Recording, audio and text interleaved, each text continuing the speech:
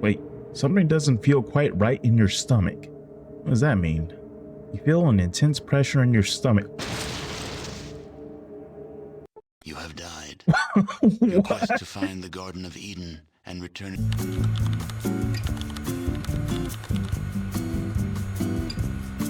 Some people consider Fallout 2 to be the greatest game in the Fallout series, so I decided to experience it in a way I've never played before. After beating Fallout 1 last year as an unlucky Jinx character, I figured it was time to put myself through another challenge. This time, I'm attempting the Pacifist run. That means neither I nor my companions can kill a single enemy throughout the entire game, except for the final boss. To survive, I'll have to rely on stealth, thievery, and diplomacy to make my way across the wasteland. The story of Fallout 2 takes place 80 years after the events of the first game. You play as the Chosen One, a direct descendant of the Vault Dweller. Your home village of Arroyo is suffering from a terrible drought, so the village elder, who also happens to be your mother, sends you on a quest to find a Garden of Eden creation kit, better known as a Gecko. This pre-war device is capable of turning a barren wasteland into a thriving community, and rumor has it that one can be found inside Vault 13. Alright, so we are going to create our character here. Let's go ahead and name our character after a guy known for his pacifism. There we go. Alright, so age don't matter, male, race. Since I am playing the Restoration Project, I'm going to be Indian. So given that we are not going to be fighting at all, we're probably going to want to have high agility so we can run away. Okay, let's bring this down to 3 or 4. Alright, so let's bring down strength. So we're going to bring this all the way up to 8. Might want to bring up perception. So we'll bring that down. I guess I can increase intelligence to 8 so we can get more skill points per level. I guess we do need some charisma or speech. I could probably take a couple points away in perception and just put that in charisma.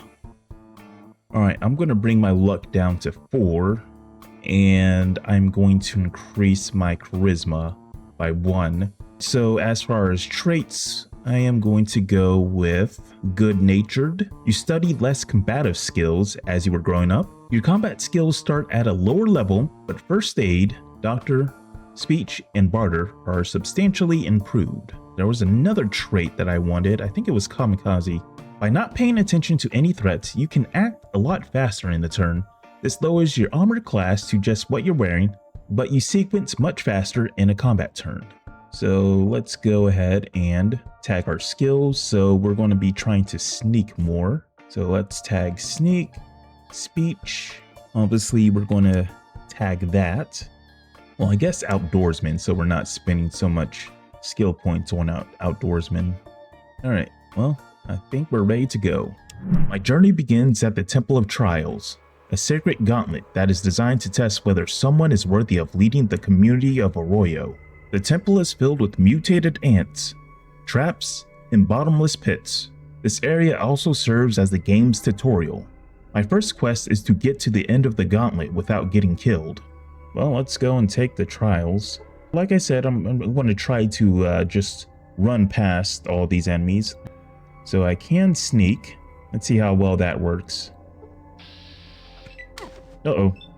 And I got hit for 3 hit points. Okay, let's stop sneaking. There we go. We successfully ran away from the ant. Let's lockpick this door. See a raised plate. Alright, let's go and hug this wall so I don't get hit by these spears. So I do need to get to here. There is a bomb in there, in this container. I will need to retrieve it to blow open the door. Let's take that. And let's set the bomb. Let's set the bomb for 30 seconds. And let's drop it and run away. Oh, okay, there we go. So I should be able to run through that door now. Let's go over here. I think there's going to be 2 or 3 ants here. Let me see. I can only see... Okay, I'll only see 2. So hopefully I can just sneak past these guys. Just run up here.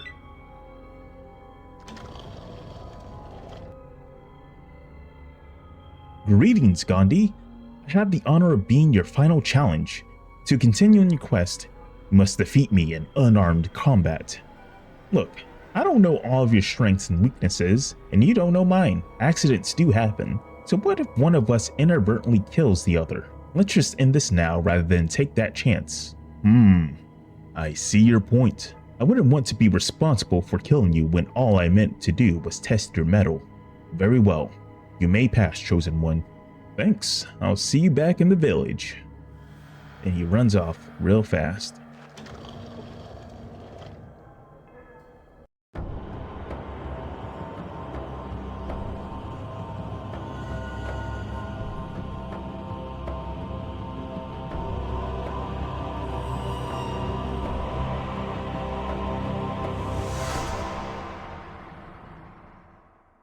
With the Temple of Trials done, I arrived back in Arroyo wearing the Holy Vault 13 jumpsuit. The first person I talked to was Akunin, the village shaman and healer. Greetings, Chosen. Why does the earth before me warm to the touch of your passing? I've come to say goodbye. I'm leaving on my holy quest. The earth sings with the news of a champion upon the land. Perhaps before you go, you would bestow a kindness? Sure, what do you need? The plants of dark soul have infested my garden again. Many seasons have touched my bones, and I am too frail for the fight which is eternal in nature. I ask that you be my champion. I'd be honored, Holy One. May the gods bless your efforts, Chosen. May your aura grace my presence when the earth breathes clean again. Okay, goodbye. After a cryptic conversation with Akunin, I met with the elder of the village to receive my main quest of finding a Gecko. Congratulations, Chosen One. You have survived the Temple of Trials. Are you ready for your quest? Of course. Then take this flask. It is from the Holy Vault 13. Vic, a trader in Klamath, brought it to us. He may know where the vault is. You may also need some of what they call money. Here. Money. Let's see. Alright, wish me luck, Elder, and I will not fail you. Find Vic in Klamath. We are counting on you. Before leaving, I collected some loot from around the village. There we go. Alright, so we got some healing powder and a knife, so we can sell this. And then I ran into a tribesman who warned me not to become like he who must not be named during my quest. But remember that the lifestyle of the outsiders produce wicked men ruled by greed and corruption. Be wary not to become like he who must not be named. He who must not be named? Who's that? Minot quickly glances around to be sure no one is listening in, then leans forward and lowers his voice to a whisper. Kaga? Oh, that's who I thought you meant. But, why don't you go ahead and tell me what his deal is again? I really love that story. As you should know, he was once the greatest warrior of our tribe. He led many expeditions into the outside world, and it was there where corruption began to poison his mind. He became infatuated with the ways of the outsiders, where power could bring anyone great respect and luxury. He began to view himself as a superior to his fellow tribesmen who were content to live a more simple life. He who must not be named was forcibly exiled from our tribe, and his name was never to be spoken amongst us again. As he was cast away into the waste, he swore an oath of vengeance against our tribe, and especially against you. I'm not going to worry about it. He's probably dead out in the waste by now anyway. We ain't worried about no stinking he who must not be spoken of, or whatever his name was. We're our own man. After that, I set off for Klamath.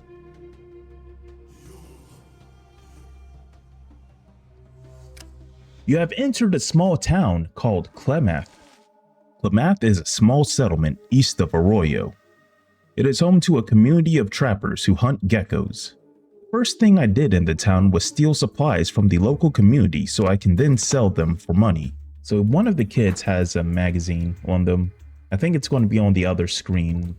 And also need to pick up a pair of boots. Let's take all that. So there are 2 traders here. You got one at the Golden Gecko, and you got another here at the Buckner House. The Buckner House is going to be the inn where you can sleep. I believe you can also sleep here at the Golden Gecko too.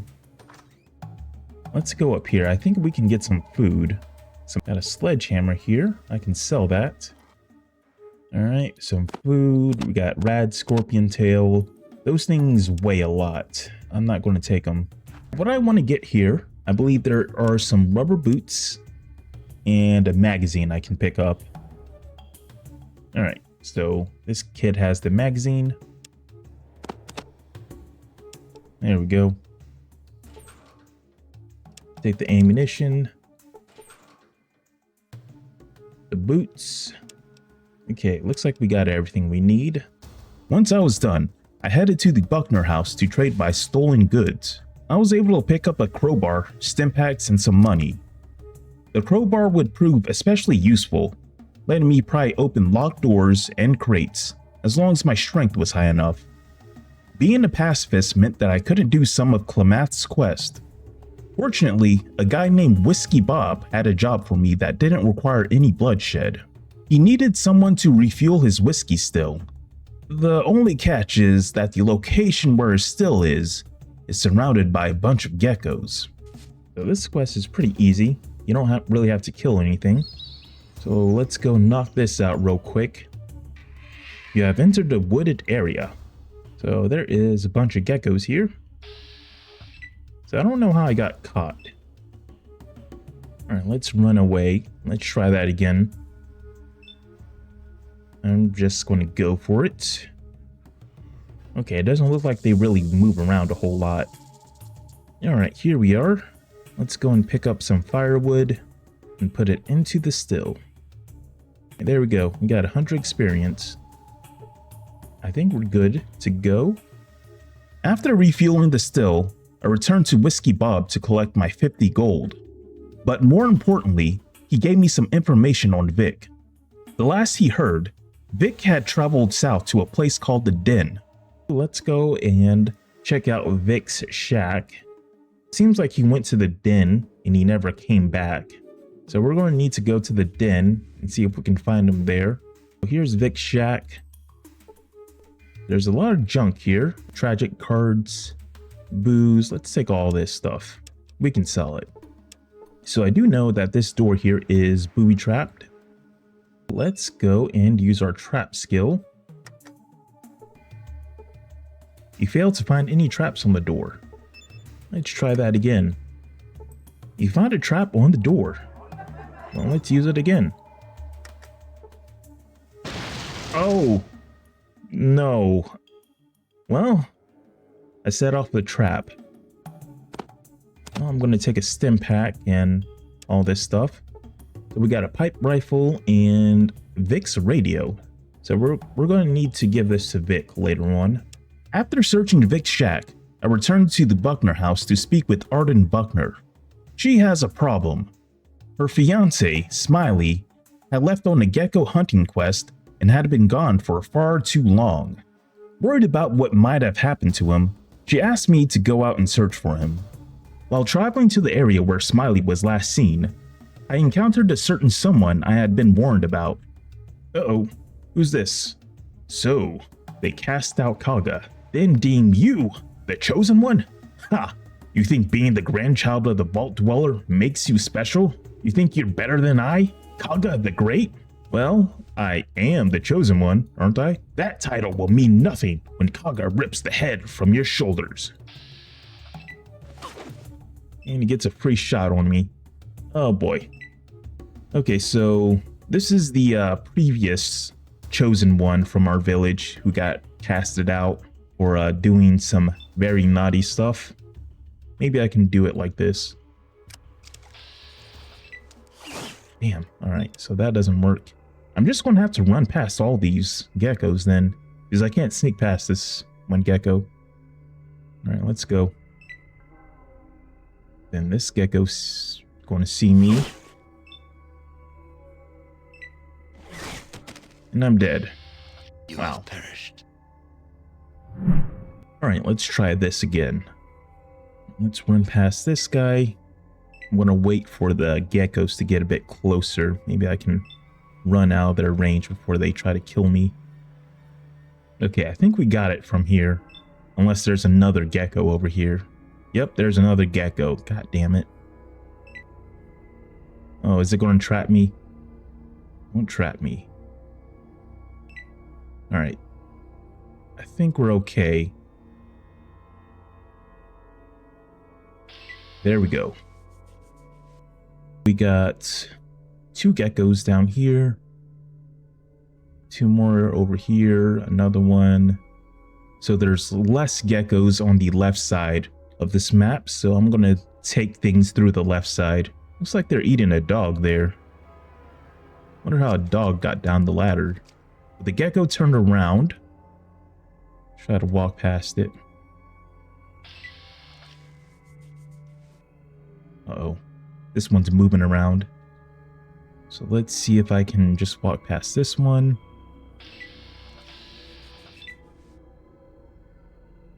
That worked. That worked.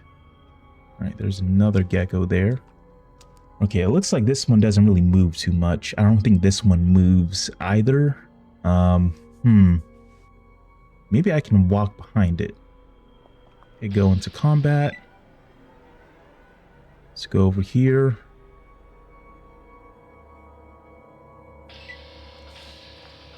We finally got here. The only issue is now, how do I get out of here once I get Smiley? Hello there, stranger. People call me Smiley. I'm sure glad to see you. I thought I was going to die here for certain. I'm hurt too bad to get past those damn lizards on my own. What are you doing here? I always caught more golden geckos north and west of Klamath than anywhere else. So I figured that all these golden geckos lived someplace up here. I got in here okay, but then one of those damn geckos got behind me and damn near took my leg off. I just barely made it over here. Enough gum flapping. Now let's get out of here. I figured that if I can join you, we should be able to make it out of here okay. I sure could use the help. Okay, you can join me. I'll make sure you get out of here and back to Klamath. Alright, let's see if I can sneak past these geckos. Hopefully Smiley doesn't get seen. Okay, so the geckos ignore him, so that is great. I didn't know that. I was a little uncertain over that. Now how about we get past this one last one. That's this level completed. Now we just got to go upstairs.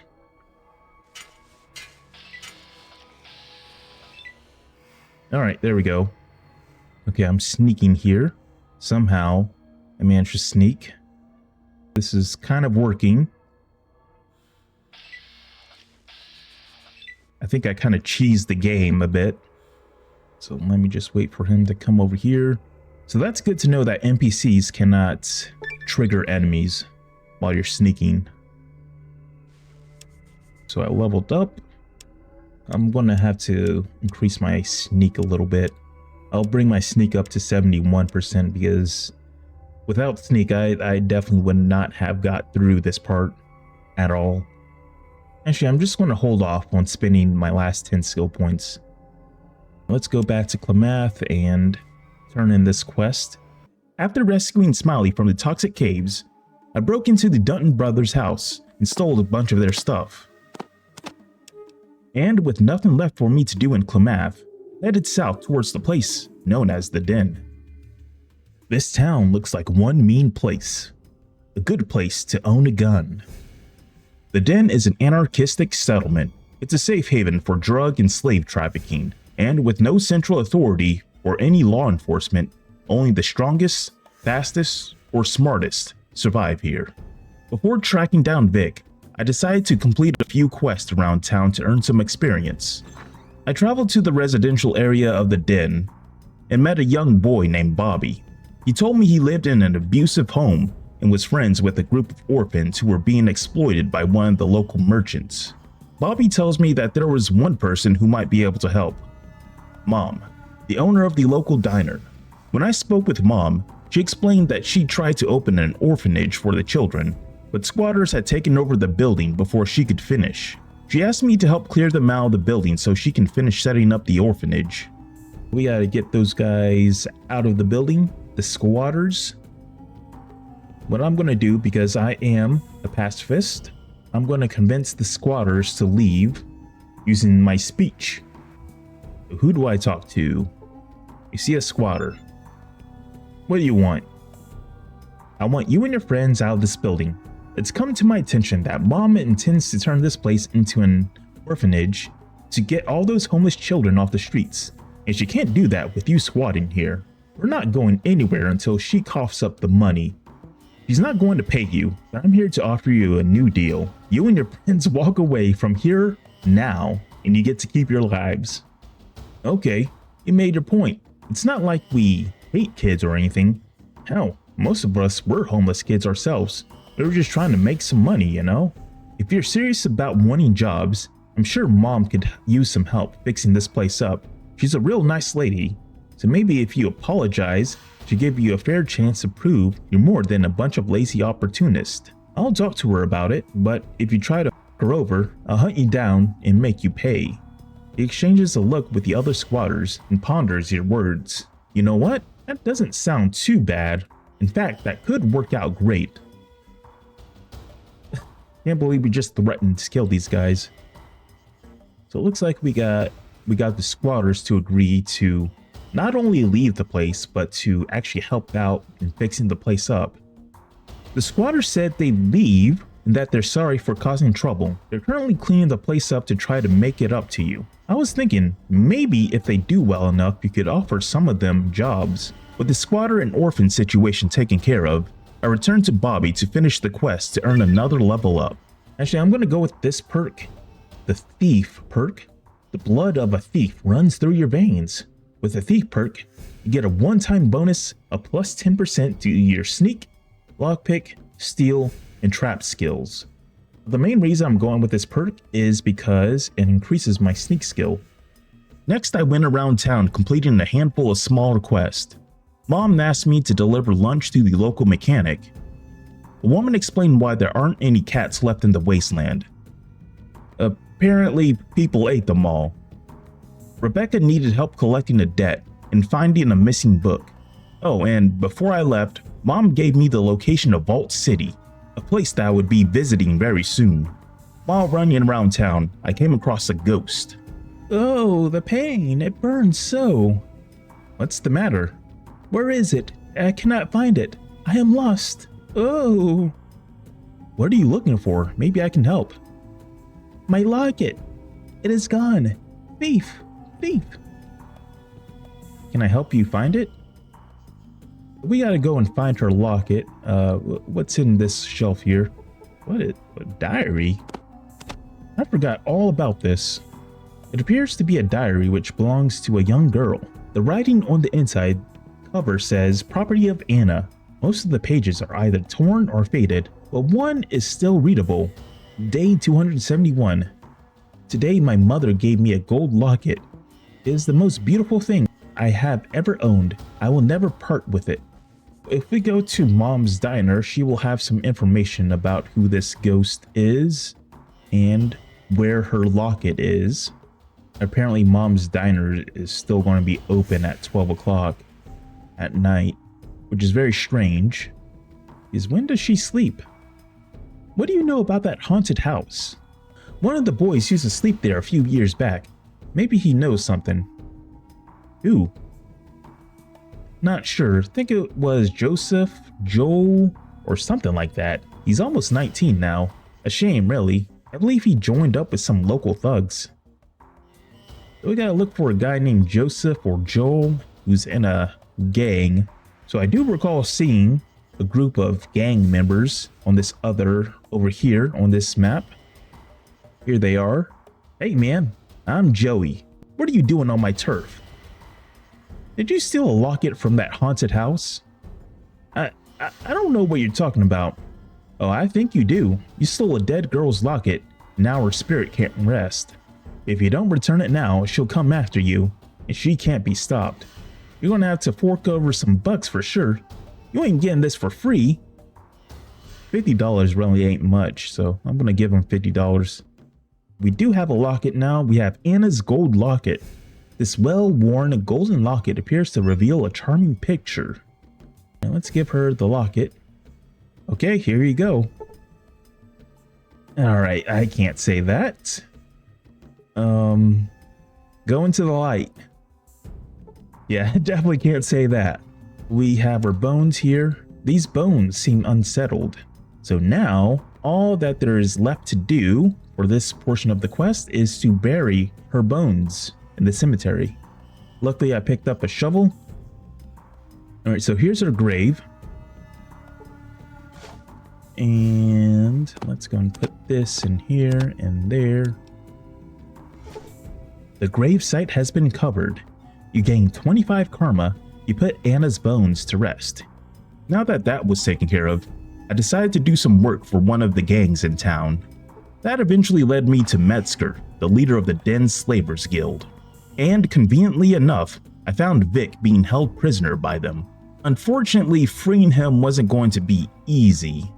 Metzger wanted his radio repaired and $1,000 for Vic's freedom, and at this point in the game, money was incredibly tight. I'd rather save money to buy the highwaymen later on. With nothing else left for me to do in the den, I headed east towards Vault City in search of a Gecko. You encounter some robbers. Oh my gosh. Oh wow, I might end up dying. I definitely should have stopped by Klamath and picked up that armor. I'm running around here naked in my Vault jumpsuit. While traveling to Vault City, I stumbled across an unknown settlement. A small, quaint farming community surrounded by vast fields of dead or dying crops. Modoc is a small farming town with a bed and breakfast that serves as a rest stop for travelers heading to Vault City and the surrounding communities.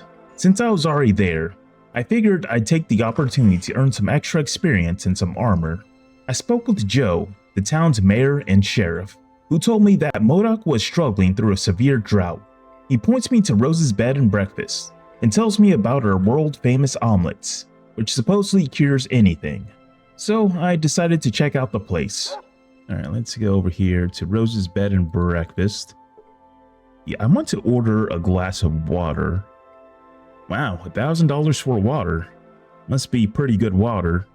She quickly returns with a glass of some brownish liquid substance. It appears that there is more dirt than water in the glass. However, you are so thirsty that you drink it anyways. I brought a cookie for you to enjoy with that, sweetie. Let me see if I can steal back my money. We did that for a cookie.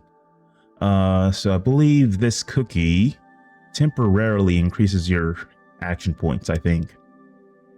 I'm going to try to find a guy named Cornelius. Let's see. I think, is this guy up here? Is this guy Cornelius?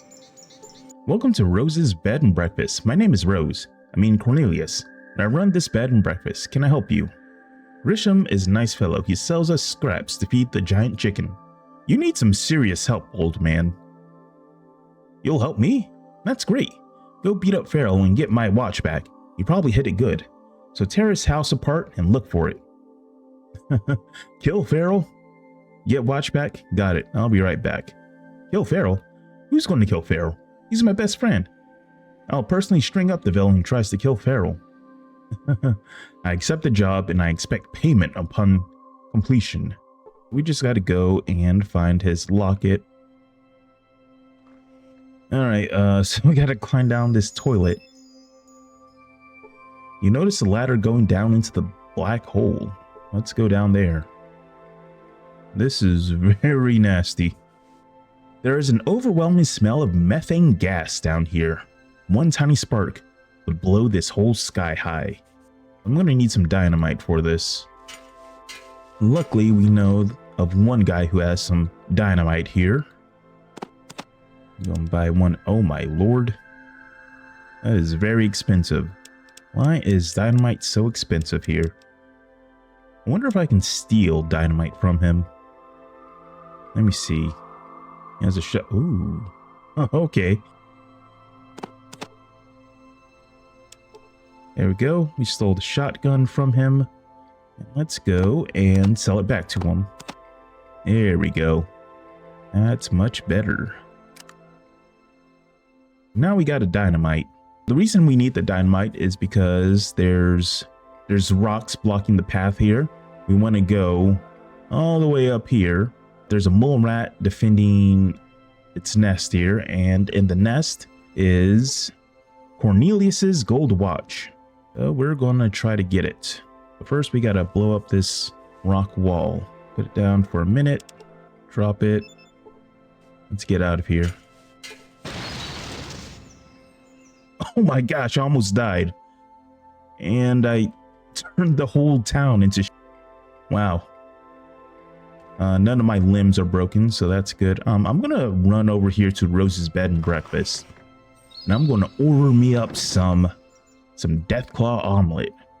Wasteland, oh, it's called a wasteland omelet. Wasteland omelet will restore all your health. You feel revitalized after such a big meal. Let's go back down this hole. I think I might need a rope. Let me check. No, I don't. Okay, I can just use the ladder. Just want to run over here and pick up the watch. And then I'm going to run away. All right, there we go. Mission accomplished.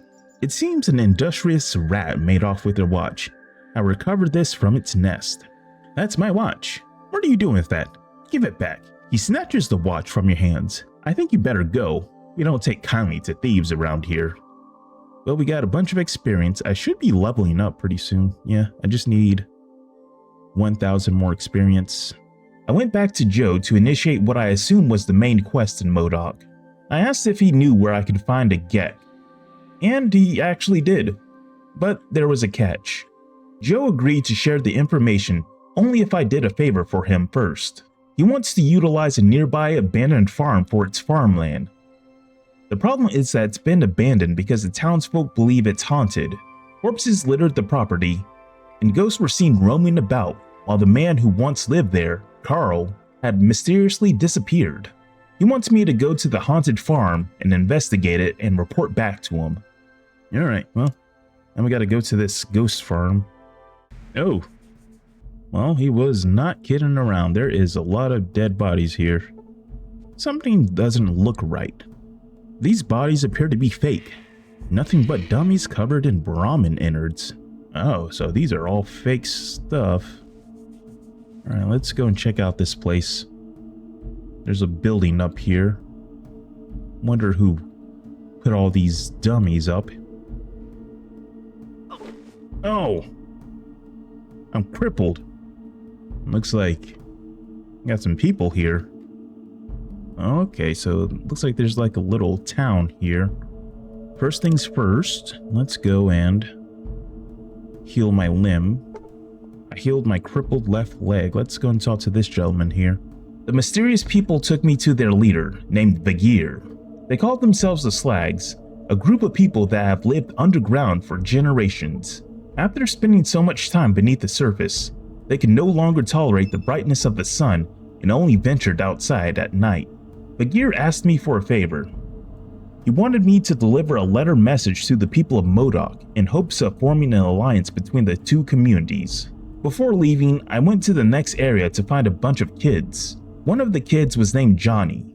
That information is going to come into play very soon.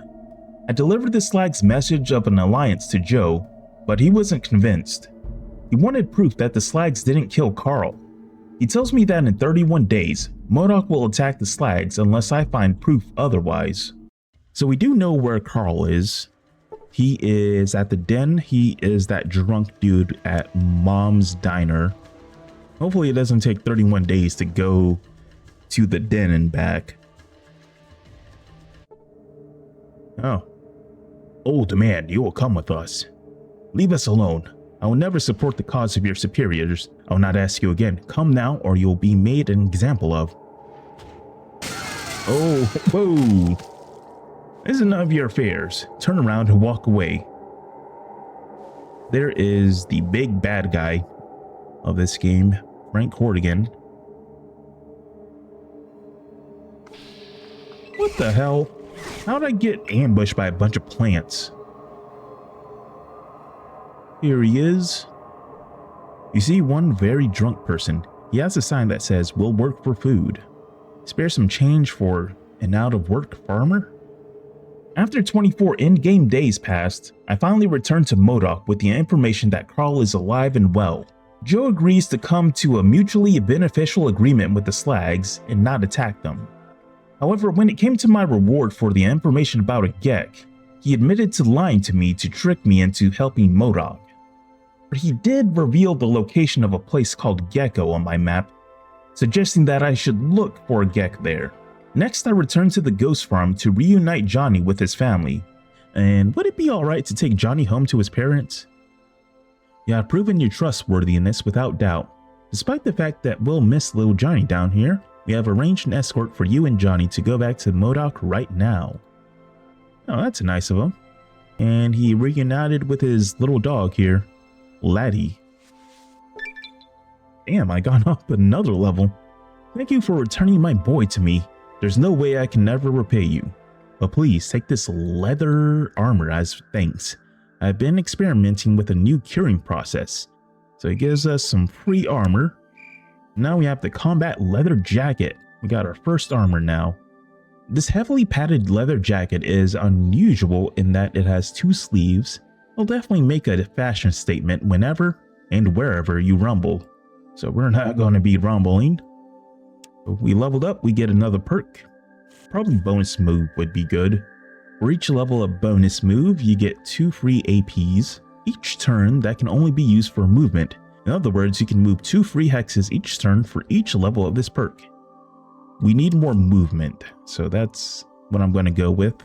Alright, so we got 91 skill points. Let's go ahead and bring this up to 100. And we'll bring our speech up to 100 too. Why not? Bring this up to 53. And I'll say 50 skill points. With that finally taken care of, it was time to move on. Now, instead of going to Vault City like I originally intended, I decided that I should follow Joe's suggestion of going to Gecko. Hey there, Silent Johnson here.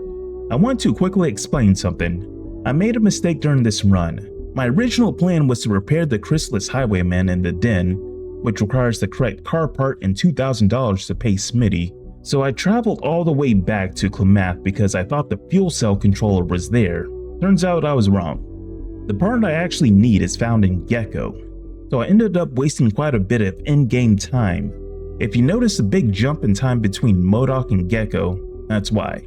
Anyways, now that's cleared up, let's get back to the challenge. Chosen, the spirits of our ancestors guide me to a world of dreams that I may touch thoughts. Our village suffers without the holy Gecko. Your hands hold our lives as a father holds his children.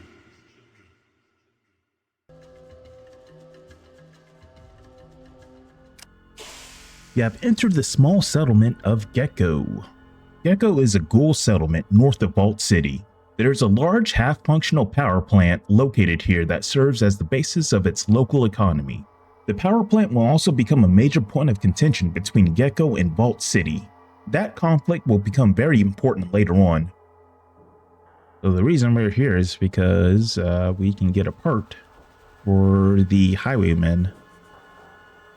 What's this dude say? Hey, Smoothie. You see a ghoul wearing old, grease-stained clothing. Hello there, I'm Skeeter. I sort of put things together here. Do you have a battery that I could use to fix a car? Funny you should ask that. You see, Cars use replaceable fuel cells or batteries for fuel.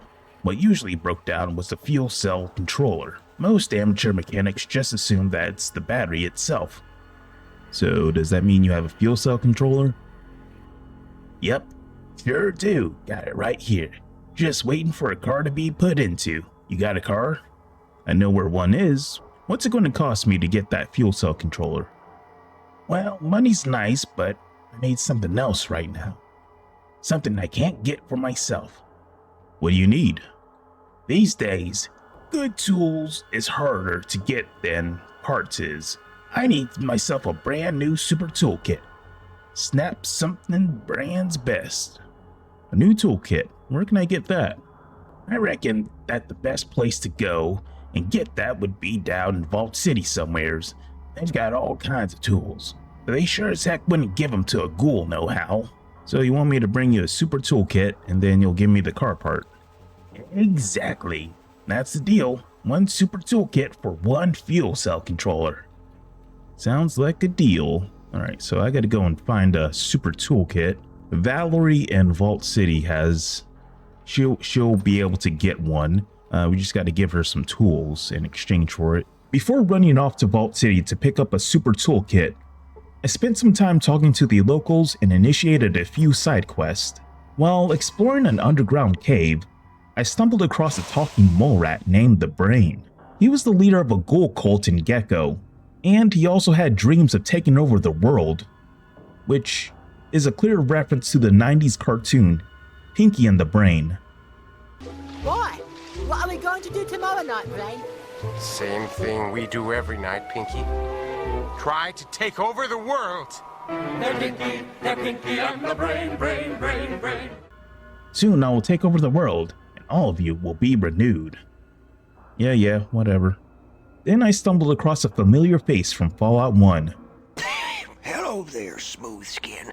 The name's Harold. I help keep this town running. Smoothskin? Why did you call me that? You cut with the dull edge of the knife, don't you? You don't look like an orange peel left in the sun all day. Your skin's still soft and purty. I'll try to make my next question a little more worthwhile. Hello, Harold. What do you do here? Whatever it takes to keep this place together. Better job on it than me. This place is coming apart. Well, sorta. Our atomic reactors are mighty sensitive. The people I got running it mean well, but, well, they are not the sharpest tools in the shed, if you know what I mean. Now, I got things fixed up in time, but we came close to the end there. Whew. They need someone to watch out for them. Good thing you're here to help them. Who'd have thought I'd be making things right? Although, if we don't get a hydroelectric magnetosphere regulator pretty damn quick, there is gonna be trouble. Without a functional hydroelectric magnetosphere regulator, we are leaking radioactive coolant into the groundwater. Now that means anyone using that water is not gonna need a nightlight to take a midnight piss. Also, we need more fuel because our power plant is not burning it very efficiently. Sounds bad. Where would you get a hydromagnet something or other? I'm certain those ornery bastards in Vault City have one. Not that they'd share. Hell, even if we had one of those thingies, I'm not so certain Festus could install the dang thing. Vault City wouldn't give you the part, even if it means that the groundwater won't be polluted anymore? Well, they'd only help us if they thought it was in their own best interest to do so. Not much chance of that happening. Maybe you're right. Still, if someone could convince them that they should help you... They shoot ghouls on sight. Makes conversation a bit tricky. Wonder if someone else could tell them. My next stop was Vault City. I needed 3 things there. A super toolkit, a hydroelectric magnetosphere regulator, and possibly some information about a Gecko. You are on the outskirts of Vault City. Inside the walls lie orderly rows of pristine white adobe buildings. Vault City is a high-tech settlement founded by the residents of Vault 8 after the Great War. It's a highly organized, totalitarian society with an elitist attitude towards outsiders. When I entered the courtyard, I came across a crying kid who lost his doll. After a little searching, I found it behind the bar and returned it to him. "You found him. You found Mr. Nixon." "Sure I did. I didn't go far. Now keep an eye on him from now on, okay? And if I wait here long enough, he should give me the location of a wrench. But it's buried under those rocks behind the bar." He gave us the location of the wrench, which is behind these rocks. Hey, I found a wrench buried under the rocks. So now we have a wrench and we have a repair tool. Next, I headed into the bar, where I met the bartender named Cassidy. He filled me in on what's going on in Vault City, and it wasn't good. "Well now, I ain't seen you around before, stranger. Name's Cassidy. I run this place. What can I do for you?" "I'm looking for the vault." "Vault? Only vault I know of is the one inside the city. Big friggin' hole. You can't miss it, trust me." Anything interesting going around here?" "Interesting? Friend, Vault City ain't an interesting place. Unless the guards get bored. Then you better take cover. Why you asking? You looking for something in this sinkhole?" "Well, it can't be that bad here." "Oh, really? Well, hell then, I must be mistaken, considering you're the authority and all. Guess you must have been napping during the raid last week?" "Raid?" "Oh yeah, beautiful sight it was. A guard patrol broke in here looking for illegal substances. They busted down the door, busted up my stock, and then busted up a few of my customers too. After they hauled away this one guy, Joshua, for resisting arrest, they fined my ass for finding, get this, real whiskey on the premises. Never mind that I got a permit from Stark 3 months before. Bastards." "Whoa, no kidding." "It gets better. Now I'm in debt to the guards for the fine, and I had to buy a new case of alcohol from a merchant at triple my standard rate. I'm expecting the guards to come knocking again soon just to bust my chops." "What's it like most of the time?" "Even the good days ain't worth a damn. The citizens don't drink much, so I'm stuck here pouring drinks from merchants. The next cheap son of a bitch who haggles for a drink is gonna be wearing his ass for a hat." Oh, and fun fact, this guy is actually the dad of Cass from Fallout New Vegas. Since there was a curfew in Vault City's downtown area, I had to wait until morning before I could enter. You have entered Vault City's downtown. But the cool thing about Vault City is that if you're wearing a vault suit, they'll just let you in. Why are you wearing an original vault suit? Yes, I am. And you won't believe what I had to go through to get the damn thing. Here, take this day pass and go speak with our first citizen. I'm sure she will have many questions for you. Thanks, I have some questions for her. After showing the customs guy my Vault 13 jumpsuit, I was immediately issued a day pass and told to speak with someone known as the first citizen. Although I was supposed to meet with the first citizen, I had other priorities first. My first stop was Valerie, the city's repair woman. She explained that she needed a new set of tools, a wrench and a pair of pliers to be exact. Well, I have a wrench and a pair of pliers right here. Thanks. I mean, they're not great, but they'll do. Where did you, Oh, never mind. It's not important. Here's a few bucks for your trouble. After I gave them to her, she told me to come back in a day or two for a super toolkit. Next, I made my way to the Central Council building and spoke with one of the council officials, McClure. I told him about Gecko's struggling power plant and asked him whether Vault City had a hydroelectric magnetosphere regulator that could repair it. And as it turns out, they did. McClure told me to speak with the Chief Amenities Officer to obtain one. I also told him about Gecko's proposal of optimizing the power plant and sharing the power with Vault City in exchange for medical assistance. With that taken care of, it was finally time to meet the first citizen, Lynette. One wrong answer during this conversation could get me thrown out of Vault City, locking me out of several important quests, so I had to be very careful with what I said. Good day to you, stranger. I am First Citizen Lynette. May I inquire as to your business here? I am in search of a Garden of Eden creation kit, First Citizen. Where did one such as you hear of a Garden of Eden creation kit? I'm in need of one to save my... Such technology is not meant for outsiders. I am the descendant of the Vault Dweller, First Citizen. The Gecko is required to help my village. Descendant of the Vault Dweller? What do you mean? I am the great-grandchild of the first Vault Dweller. The first Vault Dweller? What? You must mean another vault. We have never been in contact with another vault. Where is it located? I think this was the vault my ancestor originally came from.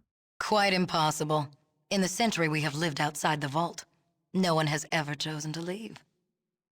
Although there were 2 citizens exiled from our city long ago, as punishment for their crimes. If this is not the right vault, then I must find the one my ancestor came from. Perhaps some mention of your vault is in our computer archives. We could check the vault computers. They would probably have the information you seek, but only citizens are allowed to access the archives. Is there a way I could become a citizen? You may speak with Proconsul Gregory. He has authority to administer the citizenship test. He can be found in the meeting room down the corridor. So that citizenship test is very hard. I think you need like at least 9 intelligence to pass that test. So she does kind of lead you in the way of where to find the location of Vault 13. We have to become a citizen to get access to the vault here. And in the vault, there may be some information about the whereabouts of Vault 13. There's 2 ways to become a citizen here. You can repair the power plant at Gecko, or you can take the citizenship test. Most people just try to repair the power plant. Next, I picked up a quest from Sergeant Stark, the chief of the guards. He wanted me to scout the 8 sectors around Gecko. This was going to be the most convenient way to let a few in-game days pass, while Valerie gets the super toolkit. So let's go up here. The 8 squares around Gecko. Sounds pretty easy enough. About 12 in-game days later, I returned to Vault City to pick up the hydroelectric magnetosphere regulator, the super toolkit from Valerie, and turn in my scouting report to Sergeant Stark. Sergeant Stark then asked me to travel to the NCR and report back. I decided to put the quest on hold for now since the NCR is a long way off. It just made more sense to wait until I had the highwayman instead of making the trip on foot. Alright, I got your repair kit, dude. Hey there, you back with my repair kit? Snap off. They're the best. Ready to trade? It's a deal. That's a mighty fine trade. You should be able to just plug that sucker in and get your car working. Now that I have the correct car part to repair the highwayman, I turned my sights over to repairing Gecko's power plant. Okay, so here's the computer here. Welcome to the RMR and RCT Station 3. What does that mean? Station number 3, Reactor Maintenance and Repair Robot Control Terminal. While navigating the options on the terminal, I found this Easter egg. Lights are on, but nobody's home. Enclave here. Why isn't your video feed working? We're working on the visual link right now. I just wanted to test it. Well, your unit still doesn't appear to be operational, pal. Who is this? Well, that's not unusual, is it? Nothing works right anymore. Ain't it the truth? Just don't let anyone who's got the president's ear hear that. You'll be making cattle runs to New Reno till the end of time, pal. The president? Let's go with this one. Let's see what happens. Yeah, you know how unhappy he gets when people complain. He takes it personal, like it's a loyalty thing. Maybe that just goes with being the president of the United States, or what's left of him. The president of the United States? The president of the United fucking States of America. Who do you think I was talking about? The fuck? Who is it? What? I should kick your fucking ass. Who is this? I better be getting going. Lots of work to do here. Goodbye. Wow. Okay, let's get back to fixing this.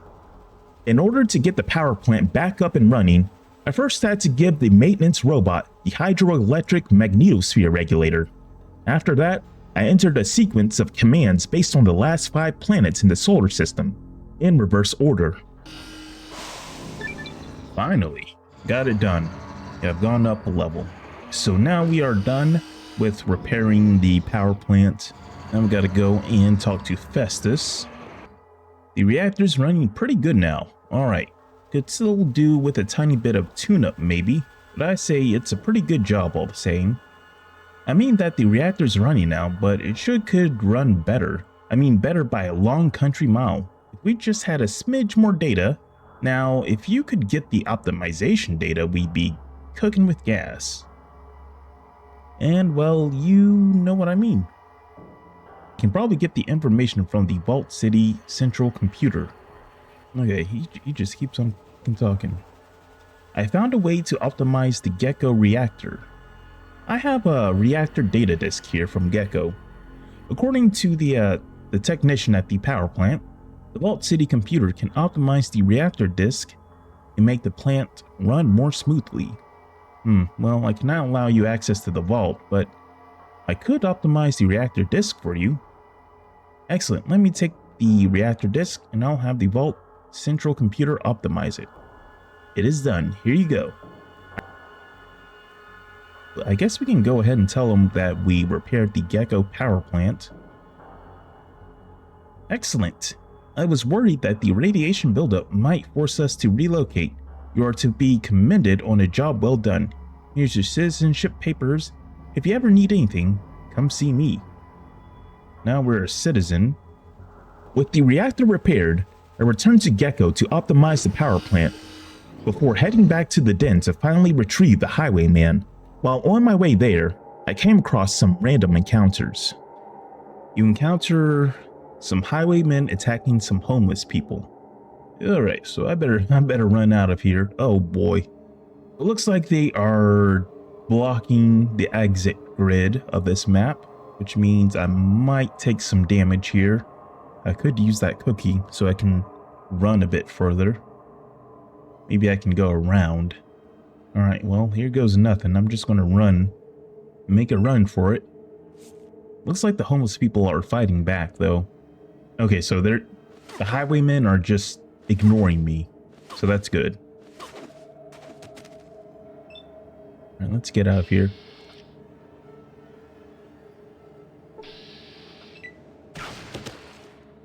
I was critically hit for what the f?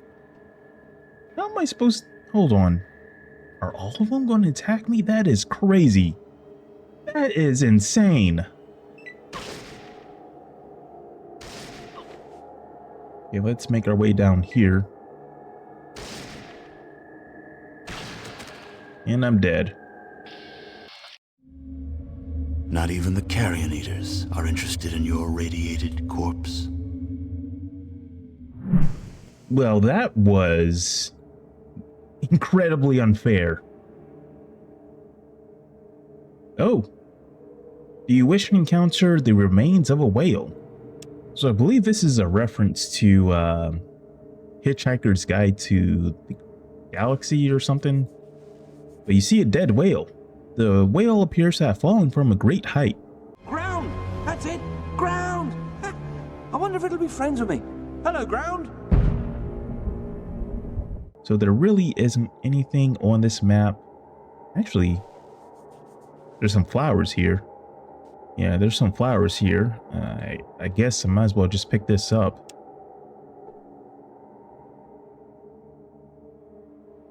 What in the... Now, let's get out of here. I am not fighting that. Jumpin' Jiminy, what can I do for you now? Say, old timer, I have this thingy here that I picked up in Gecko. Let old Smitty here take a look at it. Well now, that looks to me like it's an old fuel cell controller. I bet if I use that with the old highwayman, I could get her purring like a kitten. That right. Here's the deal. You give me $2,000 and I'll sell you the car. Heck, I'll even install the fuel cell controller for you. Should run good as new. I'll even charge it up with some extra microfusion power cells I got. Sounds good, here's the money on the part. Finally, I had the Highwayman. Not only could I travel across the wasteland much faster, but I can also store extra items in the trunk. This is a game changer. Now that I had the Highwayman, I made the long journey to the NCR before returning to Vault City to report back to Sergeant Stark. As a reward, he gave me a motion sensor, which provides a +20 bonus to the outdoorsman skill while traveling on the world map. So let me take a look at it. Motion sensor. That uses batteries too. Not too useful, but what does this do? Let's go and check out this vault here. You have entered Vault City's vault. First thing I want to do, I want to increase my doctor skill up to 75 so I can get a boost in my skills. 75. I checked the terminal on the 3rd level for any information about a Gecko or Vault 13. According to the terminal, Vault 13 had received a 2nd Gecko, and I also learned the location of Vault 15. If you played Fallout 1, you might remember that Vault 15 is located very close to Vault 13. There was my lead. Before leaving Vault City, I spoke with Dr. Troy, the city's primary physician. I picked up a quest to sneak some jet into Vault City for him so he can make a cure for it. Since my doctor skill was at 75%, I also earned the Vault City training perk from him, increasing both my first aid and doctor skills by 5%. Before continuing the main quest, I wanted to knock out a few side quests in the surrounding communities to pick up some better equipment and gain a few more levels. Welcome to New Reno, the biggest little town in the world. Trash can fires and neon signs bathe the city in a hellish glow.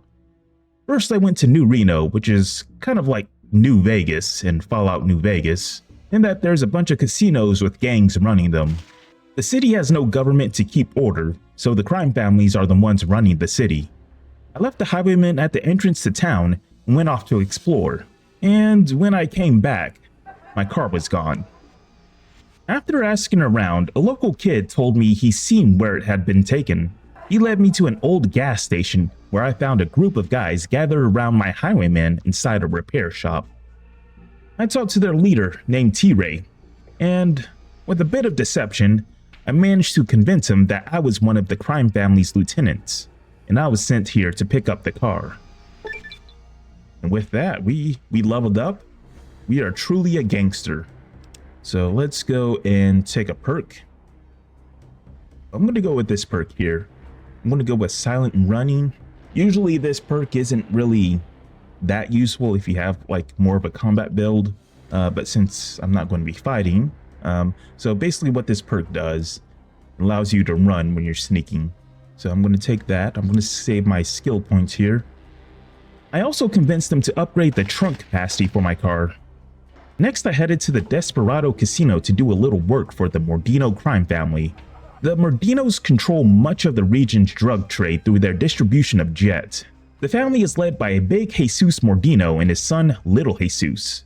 After speaking with both of them, I was hired to deliver a package to a man named Ramirez at a place called the Stables. That's going to be the Mordino's jet production facility, and it's going to be north of New Reno. Oh, it teleports me. Hold up, does that mean I have to walk all the way back? This place is pretty far away. See, one of Mordino's men, this is Ramirez. Let's go and give him the package. You looking for trouble, Holmes? You're Ramirez? Big Jesus gave me this package to give to you. He takes the box. About time. We run and almost out of jet. He sniffs, coughs slightly. Can't imagine where it all goes, eh? Alright, yeah, great. You take care now. Then I explored the facility to find probably one of the most entertaining characters in the Fallout franchise. So, who are you? Spill it or I'll have the guards beat it out of you. You Myron? Maybe. Who the hell are you? I'm Gandhi. Oh, that's so. Well, why are you here? Huh? Thought you could hit Myron up for some free drugs? Drugs like what? You stupid? Jet, motherfucker, Jet! You're talking to its maker, its creator, its god. You made Jet? Damn right I did. I make the shit everybody wants and can't get enough of. Why did you make Jet? Why? 'Cause I could. Family Mordino needed a product. Myron makes a product. Mordino makes Myron happy. At least as happy as they're able. Nice little circle of love, huh? How did you make Jet? You wouldn't understand. It's way above you. Yeah, I guess an idiot like me couldn't expect to understand the process of manufacturing a hallucinogenic amphetamine hybrid like Jet, huh? Yeah. Why? You gonna try and prove me wrong, pal? Sure am. Try me. I've forgotten more about pharmaceutical research than you'll ever know. First off, answer me this. How did you make a hybrid hallucinogenic amphetamine? Jet seems to have some unique properties. 2 words. Brahmin shit. You use Brahmin as fertilizer to grow the Jet crop? What about it? Very good. And that's all you're ever gonna learn, pal. You wanna know? You figure it out. So, Brahmin has some chemical properties that stimulate the human nervous system. You sure do ask a lot of goddamn questions. The answer is yeah. Maybe. See, where did you learn all this stuff anyway? You from Vault City or something? Not exactly. I just picked this stuff up. It's pretty easy, really. You happy here? Pretty much. They give me whores, cash, drugs, my own lab, the creative freedom I need to make magic. But, well, no, it's a good gig. Well, what? Are they treating you right? Well, see, the Mordinos don't show Myron the RESPECT, right? I tell them what they should be doing. They say, shut up, Myron, or go back to the lab, Myron, bastards. They've forgotten I'm the reason they control Reno, and the reason why Redding will be sucking to their tit in a few months. Most Mordinos got more hair in their butt than brain cells, you know what I'm saying? And another thing, the Mordinos can't get it through their skulls that I ain't interested in purifying Jet. It does what it's supposed to do. I want to make new drugs, not retool old ones, you know? I can help you.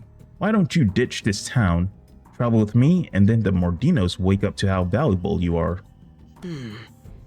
Their boy wonder leaving town. That'd wake them up. Yeah. Sure would, and make them see what they really lost. So, where we headed? Hold on a minute, I haven't said yes yet. What can you do, Myron? I can't just have anyone traveling with me. I got standards. What? You need Myron's resume? I'm the science guy. Know all, see all. Not to mention I can make whatever drugs you need. With the right raw materials. Alright then, you passed the interview. The part about the drugs helped. Follow me. Let's blow this popsicle stand. It's 106 miles to Arroyo. We got a full fusion cell, half a pack of Radaway. It's midnight, and I'm wearing a 50-year-old Vault 13 jumpsuit. Let's hit it. And with that, we have a new member in the party. The main reason I recruited Myron was because he can make a steady supply of stim packs. But more importantly, he's not much of a fighter. Most of the time he prefers to run away instead of charging into combat, which makes him a really good fit for a pacifist run. With my business at the stables finished, I returned to Big Jesus Mordino to collect my payment. While exploring New Reno, I came across a group of kids playing a strange game called Metal Insects and Soldiers. One of them asked if they could have the pistol I had on me. So, being the responsible adult that I am, I gave it to him, because what could possibly go wrong? And in return, the kid offered to show me where he's seen the metal insects. There was a secret meeting between the Salvatore crime family and a group of soldiers who looked familiar. We've seen those soldiers wearing that type of armor before, both in random encounters across the wasteland and on the Gecko power plant terminal. The Salvatores were trading chemicals in exchange for laser weapons. I stopped by the local chapel and spoke with an inebriated priest there. Greetings, my son. What's Father Tully can do for yous on this fine Reno night? It's noon. It's actually daytime, Father. Must have overstepped. Would have noticed otherwise. What the hell was I saying? Who are you? Father Tully at your service. I'm the spiritual advisor to the to the people of New Reno. Father Tully gave me the location of the monastery where he grew up, and he gave me a quest to bring him some alcohol from there. While on my way to the monastery, I stopped by Vault City to give Dr. Troy some jet I picked up, and bringing Myron along will help speed up the process of finding a cure by 1 month. You have encountered a monastery and a small community built around it. This monastery is also known as the Abbey of Lost Knowledge. The monks here try to preserve pre-war knowledge in the form of books, blueprints, and items. In the basement of the monastery, there was a brewery and a monk who needed a lighter. Hey buddy, do you have a lighter on you? Yep, and your lighter to him. This is perfect, thanks. Out of curiosity, what exactly are you doing here? We brew our own alcohol here at the monastery. Some of the most powerful stuff you'll taste in the waste. Mind if I try some? Sure, since you brought me a lighter, here's one on the house. Hold on to it. So I believe if we give this to Father Tully in New Reno, he'll give us something. I also got a bottle of the Abbey's famous booze that you wanted. You do? It's been so long since I have some. Would you be willing to part with it? Sure, here you go. Father Tully grabs the bottle from your hand and takes a big swig. Oh yeah, just like I remember it. He takes several more swigs, waves weakly at you, then stumbles away to the back room. You hear groaning, followed by a thud. Well, at least we got 500 experience points for doing that. What the f? What in the world happened here? Oh my god. The kids are dead. There's the gun. So all these kids are dead. Wow. Next, I picked up a quest from Richard Wright of the Wright crime family. He gave me a map leading to an old military base outside New Reno and asked me to scout it out for weapons that could help the Wrights in their fight against the Salvatoris. The location was the Sierra Army Depot, one of the most dangerous and heavily defended areas in the entire wasteland. If I could make it inside, there would be plenty of weapons and ammunition I could sell, along with suits of combat armor that I definitely needed. The base has a bunch of automated sentry turrets and mines protecting the perimeter, so getting inside will not be easy. Inside the depot itself has an army of security robots that will attack if the alarms are triggered. For my pacifist run, this was going to be a very difficult area for me, so I never try to get past this place using stealth. Let's see what happens. Okay, so far so good. We managed to loot some of these corpses here. Oh! Yeah, I didn't see that other turret there. Alright, let's make our way through here. Oh! I forgot all about that.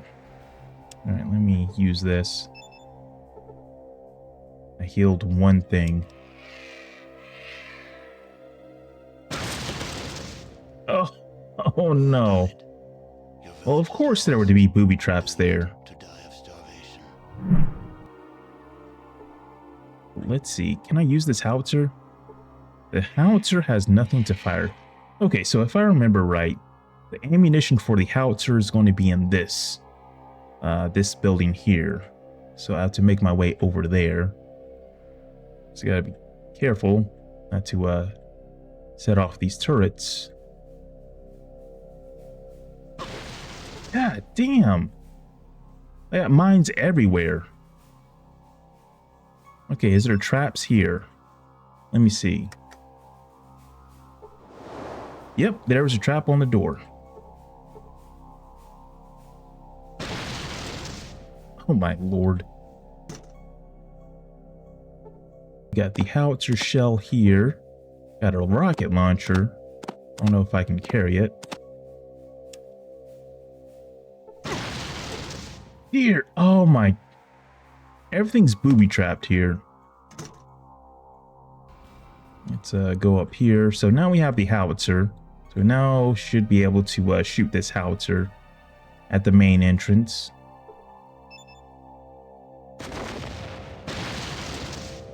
You fired the howitzer at the door, blowing it open.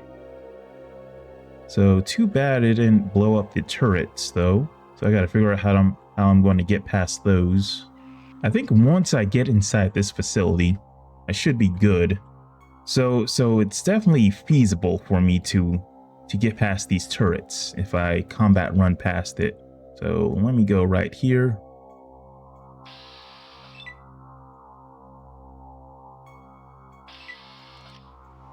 All right, there we go. Perfect.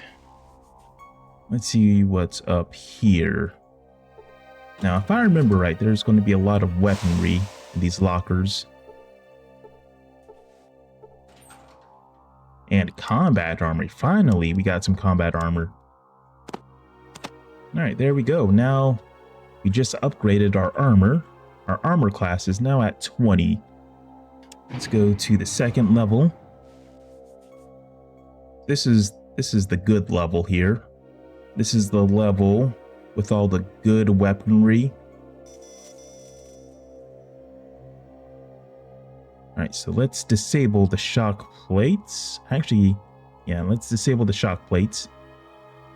Please enter password. How am I supposed to know the password? Guess password.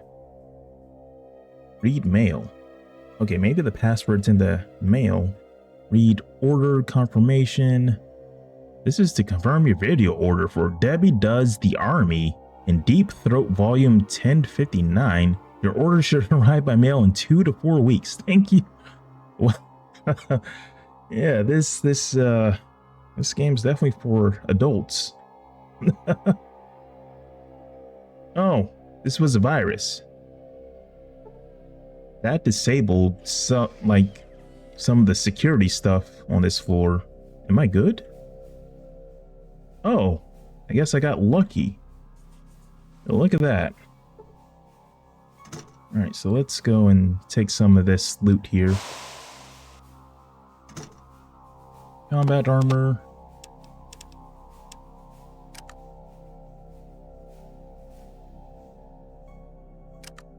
Whoa. Okay, yeah, I didn't know that could happen.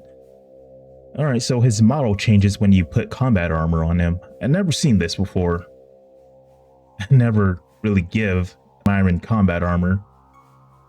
I don't know why you would. That's something I've never seen before. After checking out the Sierra Army Depot, I returned to Richard Wright to complete the quest and earn my reward. Mr. Wright gave me membership into his crime family, which gave me some benefits in New Reno that included discounted weapons. My next stop was Broken Hills, a mining town that supplies uranium to both Vault City and Gecko. Unlike most settlements in the wasteland, Broken Hills is home to humans, super mutants, and ghouls living side by side under the leadership of Sheriff Marcus. When I drove into town, I accidentally ran over a ghoul named Lumpy. Oh, oopsie, apparently I ran over this guy. You see a ghoul, he's currently laying underneath your front bumper. You okay, man? Hey buddy, the name's Lumpy, could you help me out here for a second? I told him we need traffic signs. I soon met with Marcus, and he told me about how he used to be in the Master's army and believe in his vision, but has since changed his views to a more tolerant perspective towards other people. Not a problem. Like I said, that was a long time ago. Marcus then asked me to investigate the disappearance of several townspeople. So let's see if we can find those missing people. I'm going to tell Myron to stay here. In this area, there's like a tunnel system below the residential area of Broken Hills. There's multiple entrances, and if we go down there, there's going to be some enemies, so that's why I'm going to tell Myron to stay here, and let's check it out down there. So if we follow this pathway here, we can find the remains of several Broken Hills citizens. Apparently, there's a conspiracy by some of the humans in Broken Hills to kill the super mutants here. The note I found on one of the bodies suggests that a super mutant named Francis had committed the murders in an attempt to frame Jacob, one of the people who hates super mutants. I went to confront Francis about the note that I found on the bodies, and he confessed to the murders. Francis then chose to leave Broken Hills in an attempt to atone for his actions. I then returned to Marcus to report back what I found. Yeah? What? About the missing people. Yeah? What? I found those missing people. They're in the tunnels beneath the city. They're dead? Damn. I'll tell the families myself. Oh, hey, I know you said you'd do this for free, but take this as our thanks. Marcus would later go on to become the mayor of Jacobstown in Fallout New Vegas. Because 1 month has passed in-game, I traveled to Vault City to pick up a sample of Jet antidote from Dr. Troy. So I would need that antidote for when I go to Redding. There's going to be a doctor in Redding who I can give it to as part of a quest.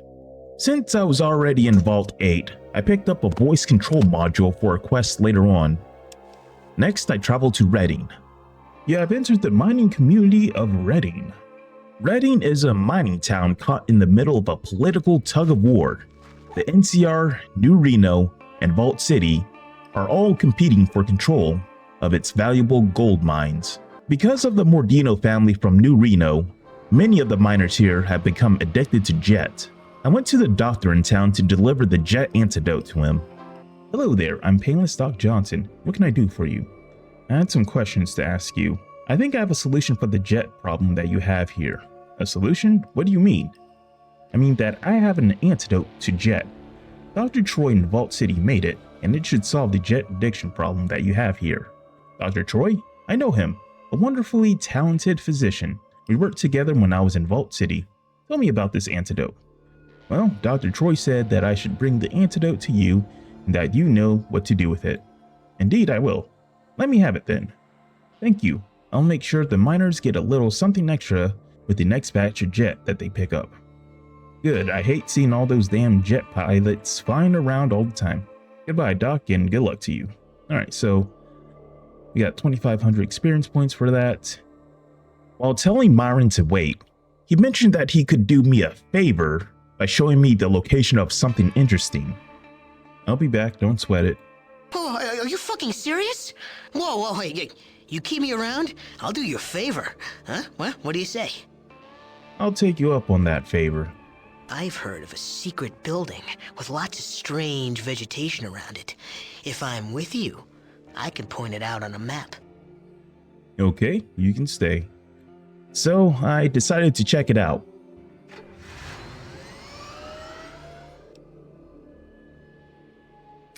You discover a walled-off facility that appears to have been abandoned long ago.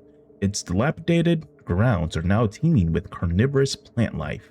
The location turned out to be the EPA, a multi-leveled government research facility filled with mutated creatures, Easter eggs, and plenty of loot.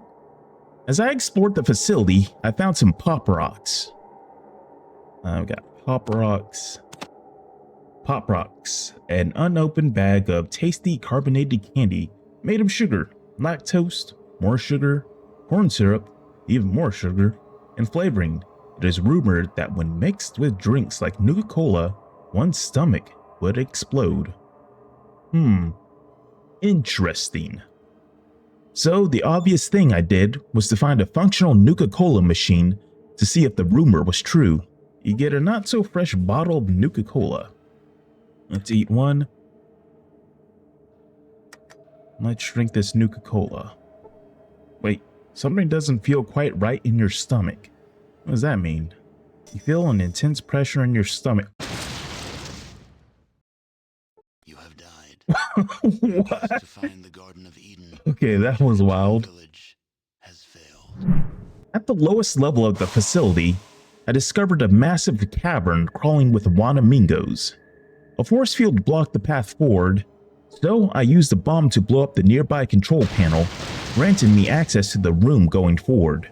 In a crate, there was a syringe that gave me a permanent +1 boost to my agility stat. Now that I was done exploring the other communities, it was time to return to the main quest of finding a Gecko. I decided to go to the NCR first since it was slightly closer to my location, and I was running low on microfusion cells for my car. The NCR, formerly known as Shady Sands from the first game, is a settlement that serves as the capital of the New California Republic. Unlike most places in the wasteland, it's a well-organized settlement with rule of law, guards, and people trying to rebuild civilization. My first order of business was selling a bunch of loot I got from the EPA and the Sierra Army Depot, along with restocking up on microfusion cells. Then I made my way into town to look for some work. The sheriff pointed me to a guy named Roger Weston, who owns a ranch outside the West Gate. When I got there, I spoke with his foreman about doing some work, and he told me to speak with Mr. Weston. I also asked him if he knew anything about Vault 13. He called me a crackpot, and he suggested that I talk to a guy named Salt Beef, who lives in the stables on the ranch. I decided that I should talk to Mr. Weston first, since that was the main reason I was there. Mr. Weston told me that someone had been raiding his Brahmin at night. He wanted me to investigate what was happening and put a stop to it. But before going there, I went to the stables to meet Salt Beef. Salt Beef told me that decades ago, while prospecting for uranium, he was ambushed by Deathclaws. As he fled through a nearby cave, he stumbled across a massive vault door with the number 13 on it. He even made a map of its location, but claimed the town's doctor had stolen it from him. And that was the best lead I had all game. Then I went on to start the job that Mr. Weston wanted me to do. Now we're just waiting here until something happens.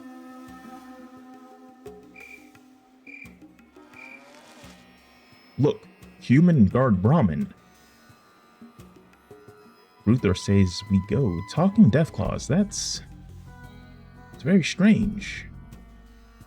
So we have just witnessed talking Deathclaws. You again, what do you want? About your Brahmin problem. Looks like all you gotta do is post a man out there. Doesn't even have to do anything, just be there. I know it sounds weird, but it'll work. You mentioned some pay? I'm not sure I believe you, but here's your pay. Now, if you've been lying, my boys will find you. I also said I'd give you some information, so here it is. I've heard a lot of stories about Tandy and the Vault Dweller. Seems he saved our life years ago before the NCR was even founded. Anyway, legend has it that he spent a lot of time exploring the vault east of here. If that isn't Vault 13, then maybe you can find a clue there that will lead you to it. So the vault he's talking about is Vault 15. You can also find the location of Vault 13 from there. Next, I paid the doctor a visit to confront him about stealing Salt Beef's map. So what can I do for you? Well, there's this Salt Beef fellow, says you stole a map from him. What's the deal? That old drunk. The only thing I ever got from him was my Velvet Elvi painting in lieu of cash. A Velvet Elvi? Could I see it? Well, I was really hoping to get some money for it. I'll let it go for 10,000. 10,000! 10,000. Wow. That must be a really good painting then. Alright, well, here's the money. I can afford it. Thanks, I've been trying to get the money out of Salt Beef, but that bum never had any. Alright, thanks. So the good thing about that is that I can steal my money back from him. You steal the money. There we go. So he gave us this painting. You see a fuzzy painting. So this painting is of Elvis Presley. If we examine the painting, you'll see on the back of the painting, you find a hand-drawn map showing the location of Vault 13. Now that I had the location of Vault 13, I really didn't need to go to Vault 15. But before leaving the NCR, I decided that I should visit a familiar face. I'm Tandy, president of NCR. My boys tell me you're looking for work. What are you handy at? Tandy, who the Vault Dweller rescued from the raiders back in Fallout 1, was now the president of the NCR. Do you know where Vault 13 is? With that suit you're wearing, I figured you already knew. Oh, so she does make a reference to it. She shared some information about the early days of the NCR and gave me her opinion of New Reno. New Reno? A damn bucket of Brahmin spit. Got every vice there is. We've got to be tough with them if we're gonna unify this land. Congress has got to understand that. Rumor is that the NCR is making a deal with the bishops. No point trying to keep secrets around here. We're negotiating with New Reno for membership in the NCR. They should have some pull with places like Vault City. With Saltbeast's map in hand, there's only one place left to go. Vault 13.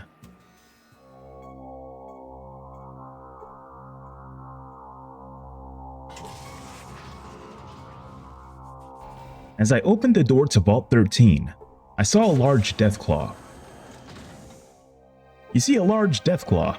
The creature is composed of rippling muscle, sharp teeth, and claws. You see the most impressive deathclaw you can imagine. The creature must be unique among its kind. The deathclaw introduced himself as Gruthar, the leader of the pack, and wanted to know why I was there. I told him that I was looking for a Gecko and asked if I could look around Vault 13 for one. Gruthar agreed, but only if I first earned his trust by helping him. Gruthar told me that the main computer that controls the vault's food and water is broken, and he wanted me to help repair it. We just gotta go and repair the voice control module. We have a replacement part. We got one in Vault City. On my way to the vault's main computer, I ran into a robed deathclaw named Gorus. According to Gorus, these deathclaws had been captured and experimented on by a mysterious group called the Enclave. They had their intelligence enhanced using the forced evolutionary virus, pulled from the ruins of the Mariposa military base. And if you remember Fallout 1, FEV was the same virus the Master used to create his super mutant army. The Deathclaws then escaped from the Enclave and hid out in Vault 13. Next, I made my way to the Vault's main computer. You examine the computer terminal, but cannot find anything obviously wrong with it. What do? Open it up and look inside. Peering into the massive cables and circuit boards, you find that the system has been deliberately sabotaged. One of the circuit boards, the voice recognition module, is beyond repair and must be replaced. Now all you need to do is find a replacement module. Well, that was pretty easy. Let's go and put this bad boy in. You installed the module in the terminal. The system is repaired. Once I got the main computer fixed, I looked around its database out of curiosity. I found records describing how the Vault Dweller from the first game had recovered the water chip that saved Vault 13. There were also logs explaining how the Overseer had eventually been overthrown and executed. I also found information regarding the true purpose of the Vault. Under the direction of the US government and Vault Tech, each Vault became an unethical social experiment designed to study human behavior under extreme conditions. Vault 12, the Vault in Necropolis, its doors were purposely designed to never close so that they could study the effects of radiation on the inhabitants. Ghouls were the result of this experiment. Vault 15 was to be populated by people with radically different ideologies. Vault 27 was purposely overcrowded. I returned to Gruthar to report that the main computer is working again, and then he gave me a Gecko. Finally, I could return back to Arroyo and save the village. But before leaving Vault 13, I remember that Gruthar gave me permission to explore the vault. What I'm going to do now, I'm going to go back down to the 3rd level because there is some more loot I can pick up. Let's open up all this. So we're going to need this navcom part for later in the game, and I think most of these lockers are empty. I'll take this super stim pack and the stim packs. I don't need a doctor's bag. So I guess we can go back to Arroyo now. We completed our mission of retrieving a Gecko, so we should be good now. Chosen, do you Hear me. The village dies. All of our futures die too. We have little left in both time and essence. Hurry. Hurry.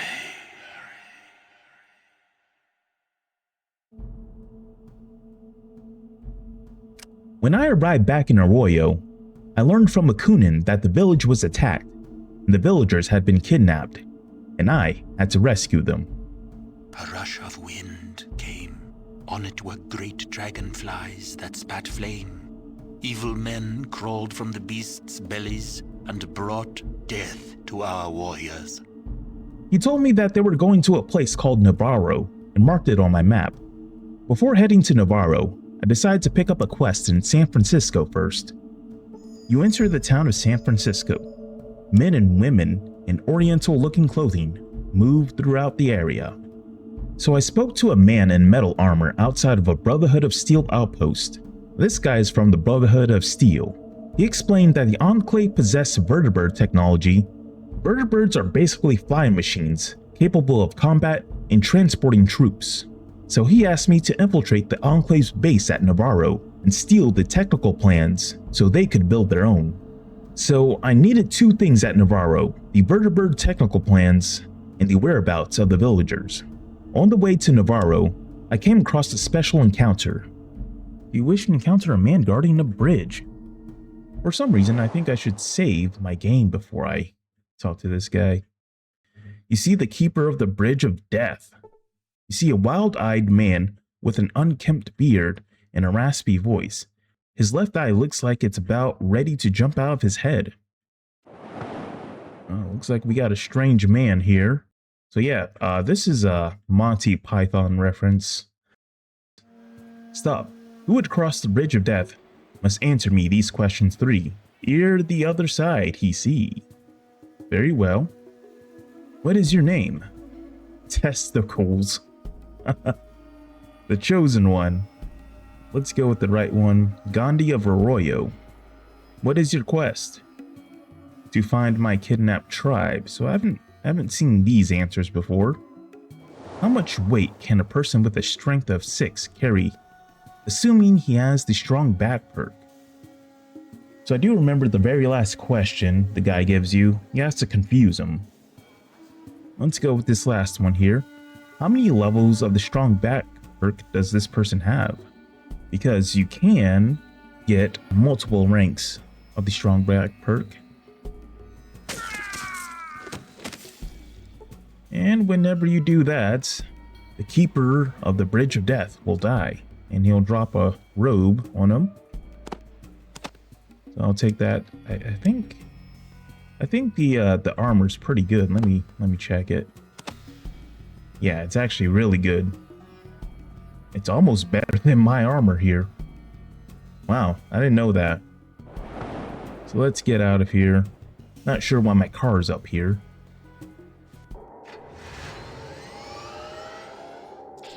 Alright, looks like we're dead here. Well, actually, maybe not. Maybe I can sneak. Let's see. Nope. Either me or Myron's probably going to get killed. Let's see. And Myron is dead. Should I be concerned about that? Do I want to reload? It's very tempting to just drive on and leave him here. But you know what? Myron does have the ability to make stim packs, and I need stim packs, so I'll keep them. Let's reload. When I arrived at Navarro, a sketchy guy in robes at a gas station spoke to me. I asked him if he knew where I could find Navarro. He claimed that the Mariposa military base was Navarro, but I had a feeling he was wrong about that. I did some exploring around and found a trap door behind a locked door. I told Myron to stay at the gas station before going down the trap door.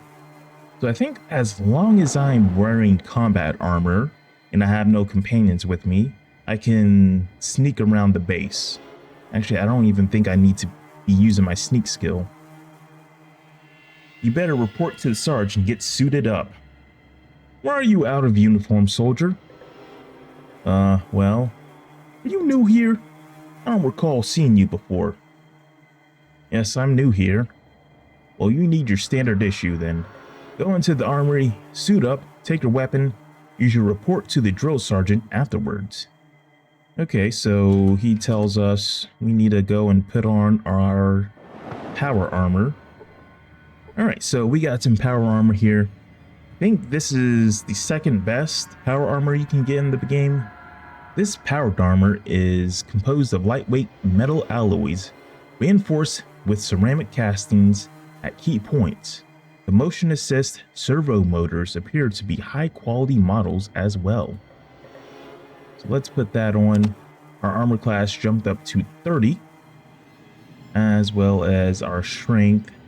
So it looks like only our strength changes when we put on power armor. Alright, that's okay. Means we can carry more. Let's go and talk to this guy here. Sir, what is your business here? Hi, I'm new here.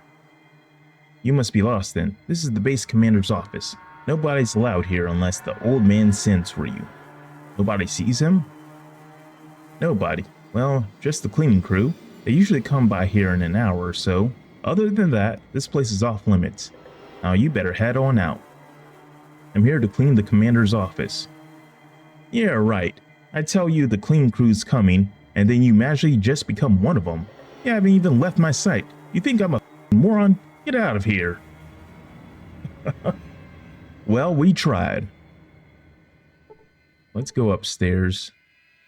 One of the Enclave technicians told me that the Enclave has an even larger base in the ocean.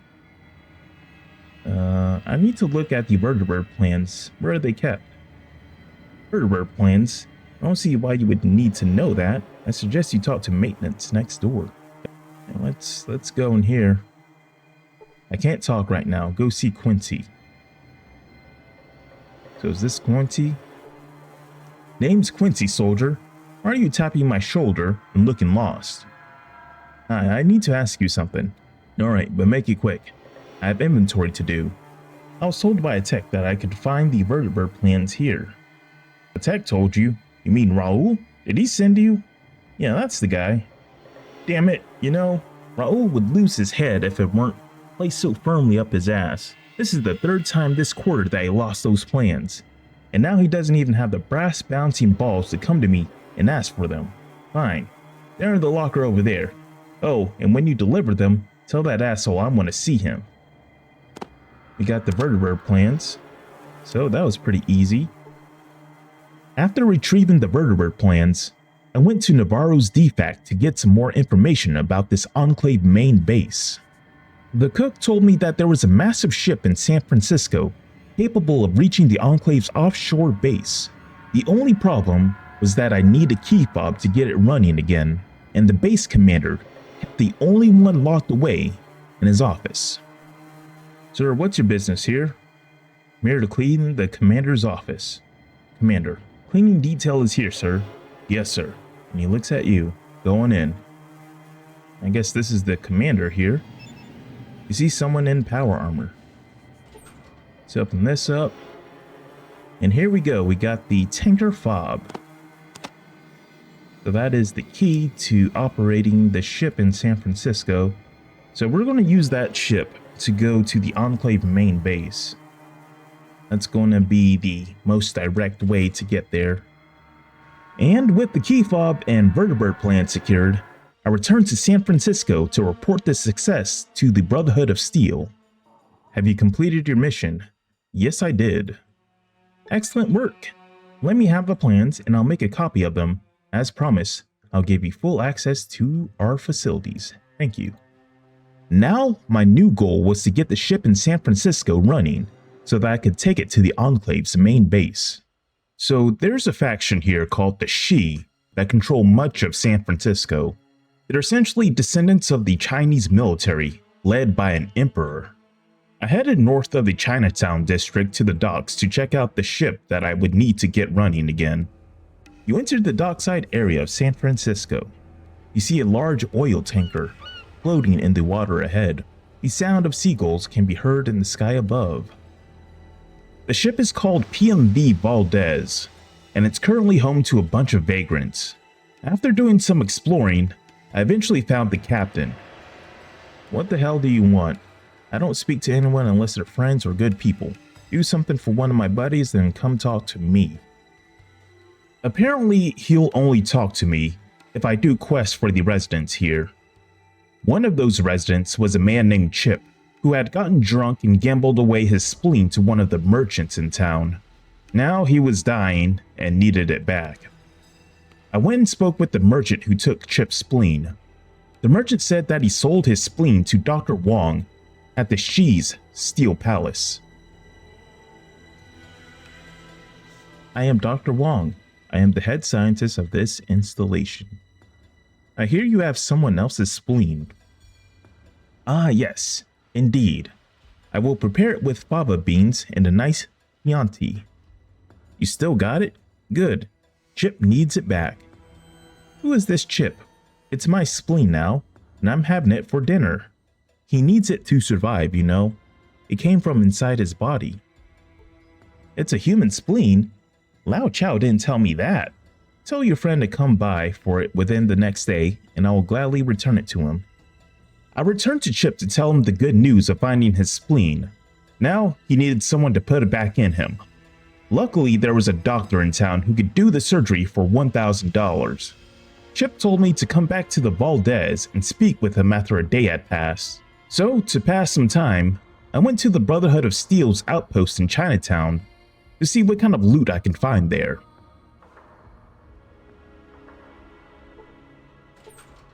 We got some Brotherhood armor and power armor, so I guess I can give this to Myron.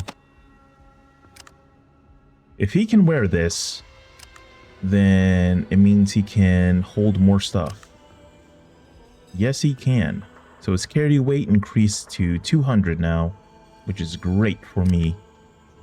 After waiting one day, I started to make my way back to the Valdez, and then I saw something I'd never seen before. Oh, wow! He took off his helmet. I've never seen that before. Wow!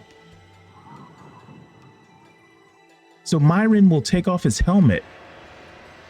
Okay, I need to see that again. Look at that. Oh, wow. Look at that. He takes off the helmet to scratch his head.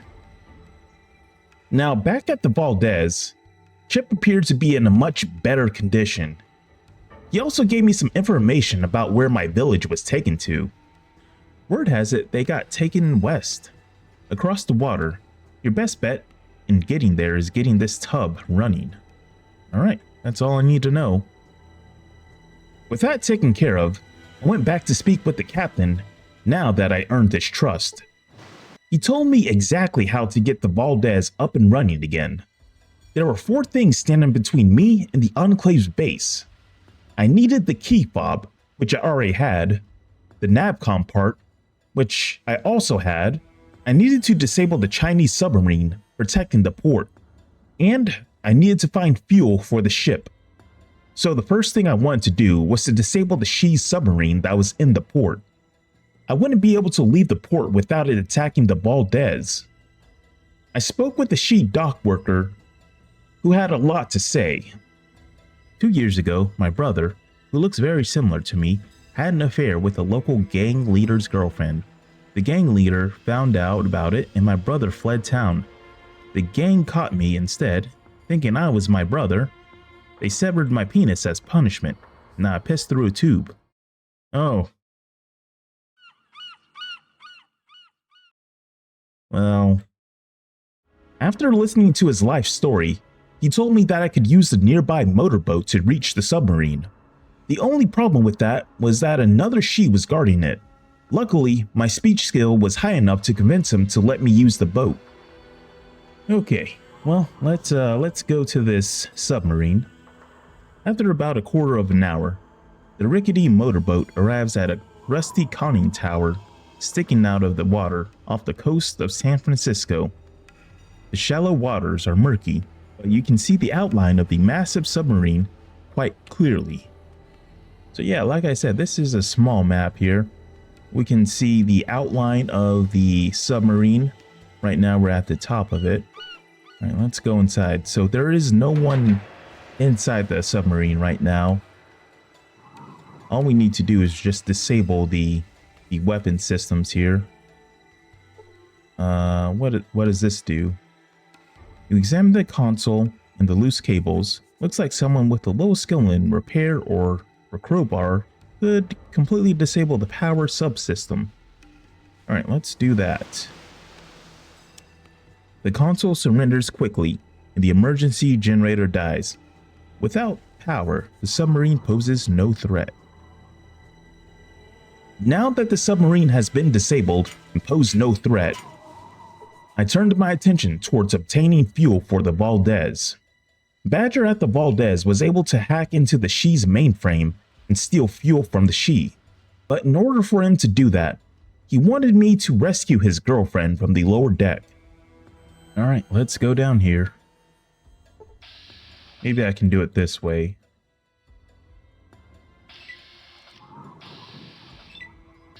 Alright, there we go.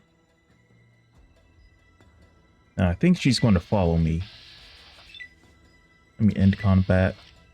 Let's see if she'll follow me. Come on. Alright, there we go. After rescuing his girlfriend, Badger then agrees to steal the fuel from the She's mainframe, and he tells me to come back in a day. Next, I had to install the Navcom parts in the navigation computer room. Okay, I gotta use the fob here.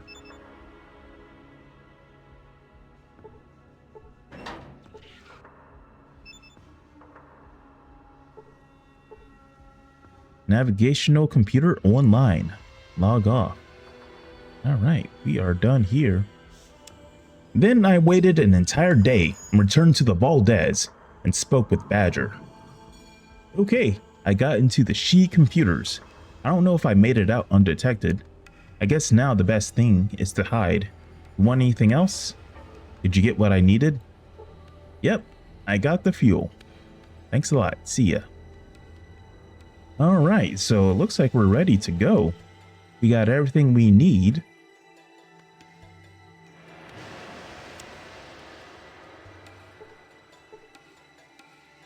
Before going to the Enclave's main base, I decided to make one final detour back to the NCR. I went to Dr. Henry to pick up a mutagenic serum. I read online that if you inject this serum into the final boss, the boss will immediately die and it won't count as a kill. So I want to try and see if it actually works. If it doesn't work, then I'll just kill the final boss the normal way as planned. The serum is supposed to be used on super mutants to reverse the effects of the FEV, but it doesn't work. It just kills them.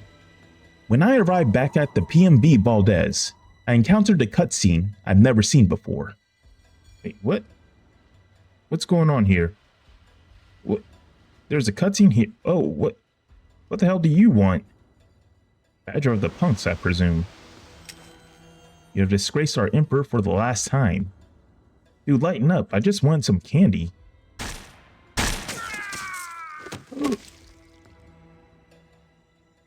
So much for a fair trial.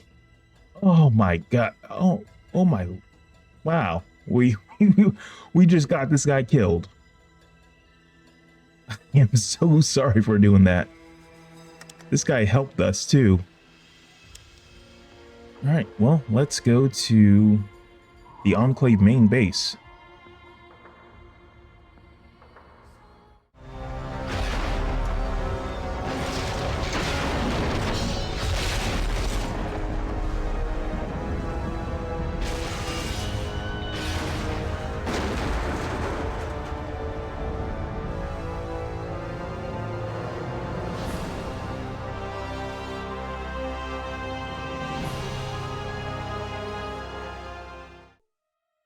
Finally, I arrived at the Enclave's base, which is also an oil rig. I first went inside and did some browsing on the terminal at the entrance hall of the base. Because my science skill was at 125%, I was able to access a holodisk on it that detailed the operation of the control systems at the base. And at the end of the holodisk, I found some very important information. If the main reactor's computer systems was destroyed or shut down, it would cause a meltdown. Much like Navarro, the enemies here will attack you if you have your companions following you. So my plan for infiltrating the base was to have Myron wait in the entrance hall where there weren't any enemies, while I made my way through the facility alone to find the villagers. To the right of the entrance hall was the barracks and armory. I went there to pick up a bomb that I would need later on. Then I went down to what looked like a prison and a research area. There were people being experimented on, and in a prison cell was the elder of my village. Chosen One, how did you get here? I've come to rescue you. Careful, do not touch the glow wall. I think the machine that feeds it is beneath us. Destroy it so we may escape. How did you get here? She told me that I would need to destroy the machines controlling this place, and to retrieve a Gecko from here.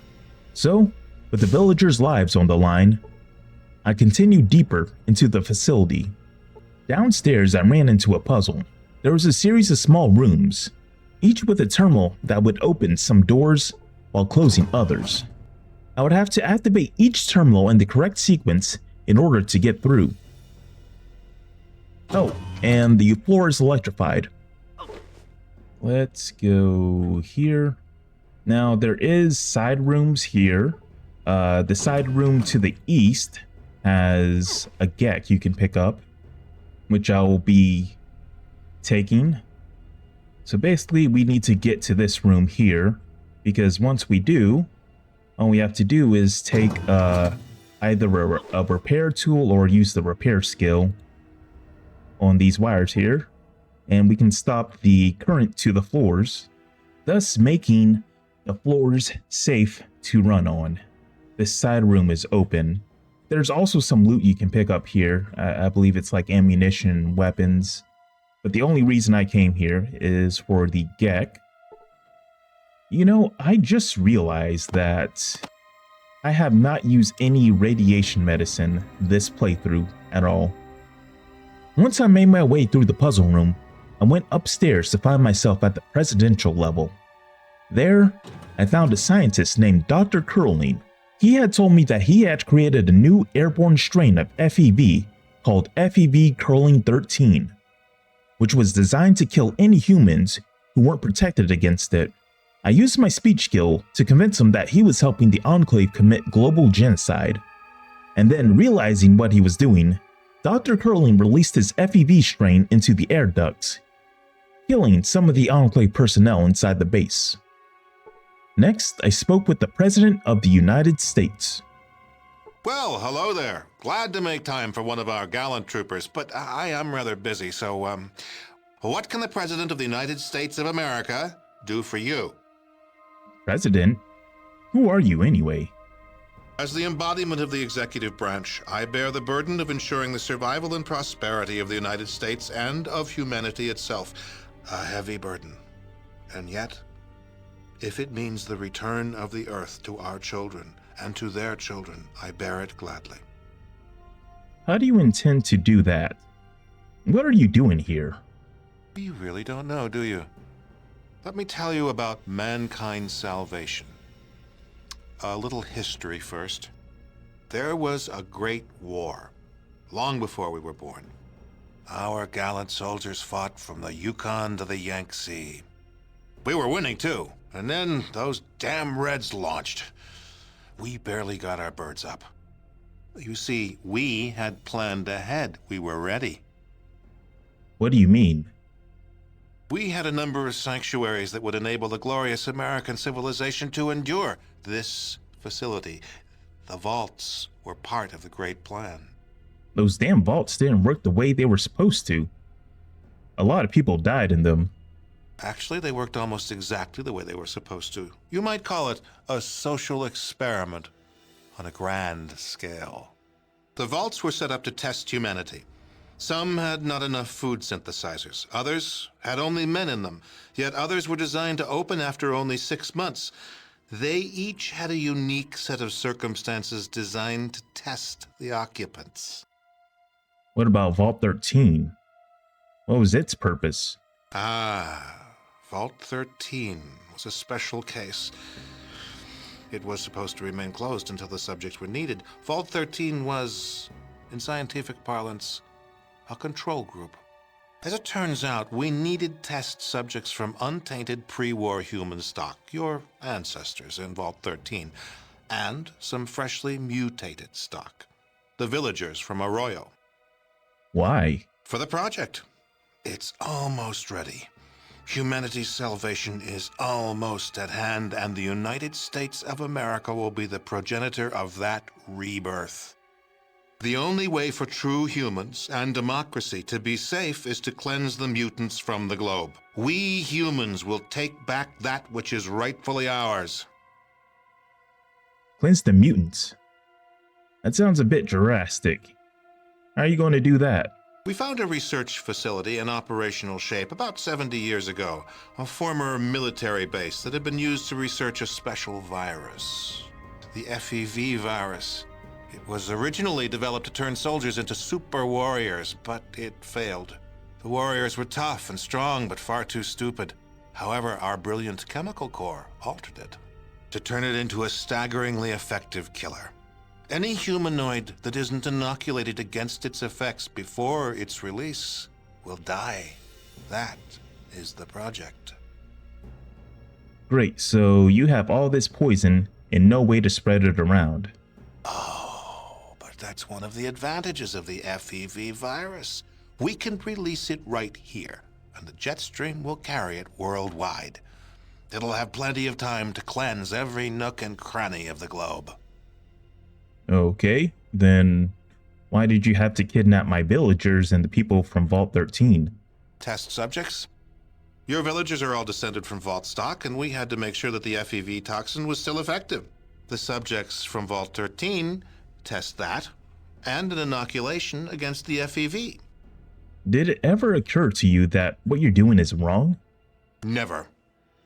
Part of the president's job is to make the tough decisions. A lot of near-humans will sacrifice their lives for the return of humanity. Humans will prevail. Just because everyone out there doesn't have an exact copy of your DNA, that doesn't give you a license to exterminate them. Oh, I don't relish this decision. If there was another way, but there isn't. No price is too high for the survival of the human race. If you were human, you'd feel the same way. Even killing me won't help you. There's nothing you can do to stop the release. I then used 16 super stim packs to kill the president to get his presidential access key. So, this method of killing an enemy doesn't count as a kill in the in-game stats, which is what I'm going off of for my pacifist run. Next, I went downstairs to the reactor level and planted the bomb I had picked up from the armory earlier. Blowing up the computers controlling the reactor triggered a meltdown, giving me only 10 minutes to escape the Enclave's base. When I returned to the entrance hall, there was a group of Enclave soldiers waiting for me. Halt, what are you doing here? Just who are you? Sergeant Granite of EC Company, Enclave Control Company. We're responsible for perimeter defense. The guy in charge warned me that there was one final thing standing between me and escape. A monster known as Special Agent Frank Horgan. And he was waiting for me. You've gotten a lot farther than you should have. But then you haven't met Frank Horgan either. Your ride's over, Mutie. Time to die.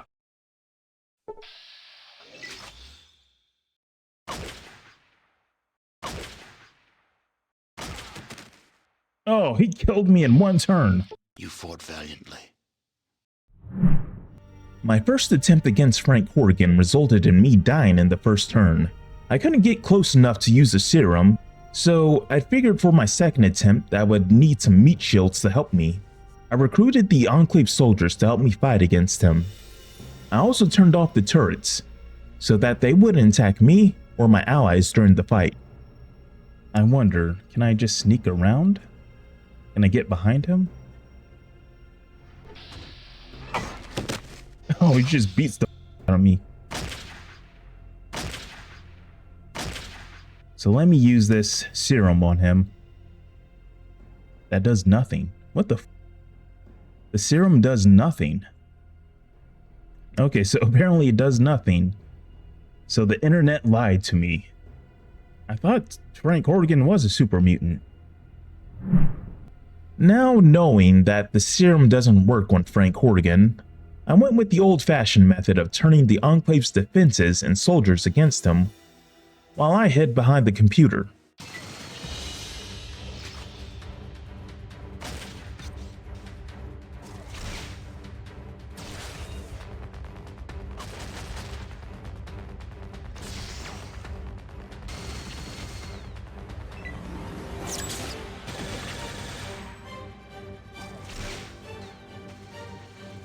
There we go.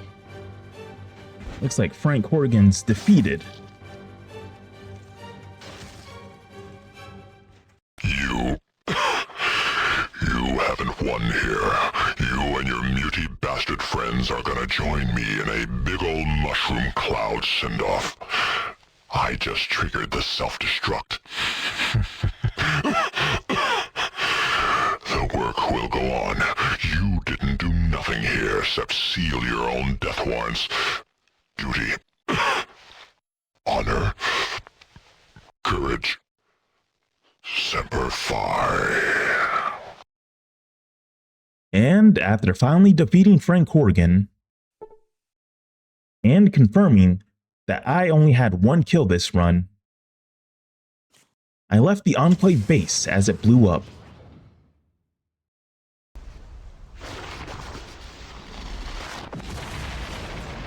Thank you so much for watching.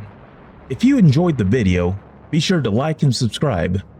Let me know what other Fallout challenge runs you'd like to see me attempt next. See ya.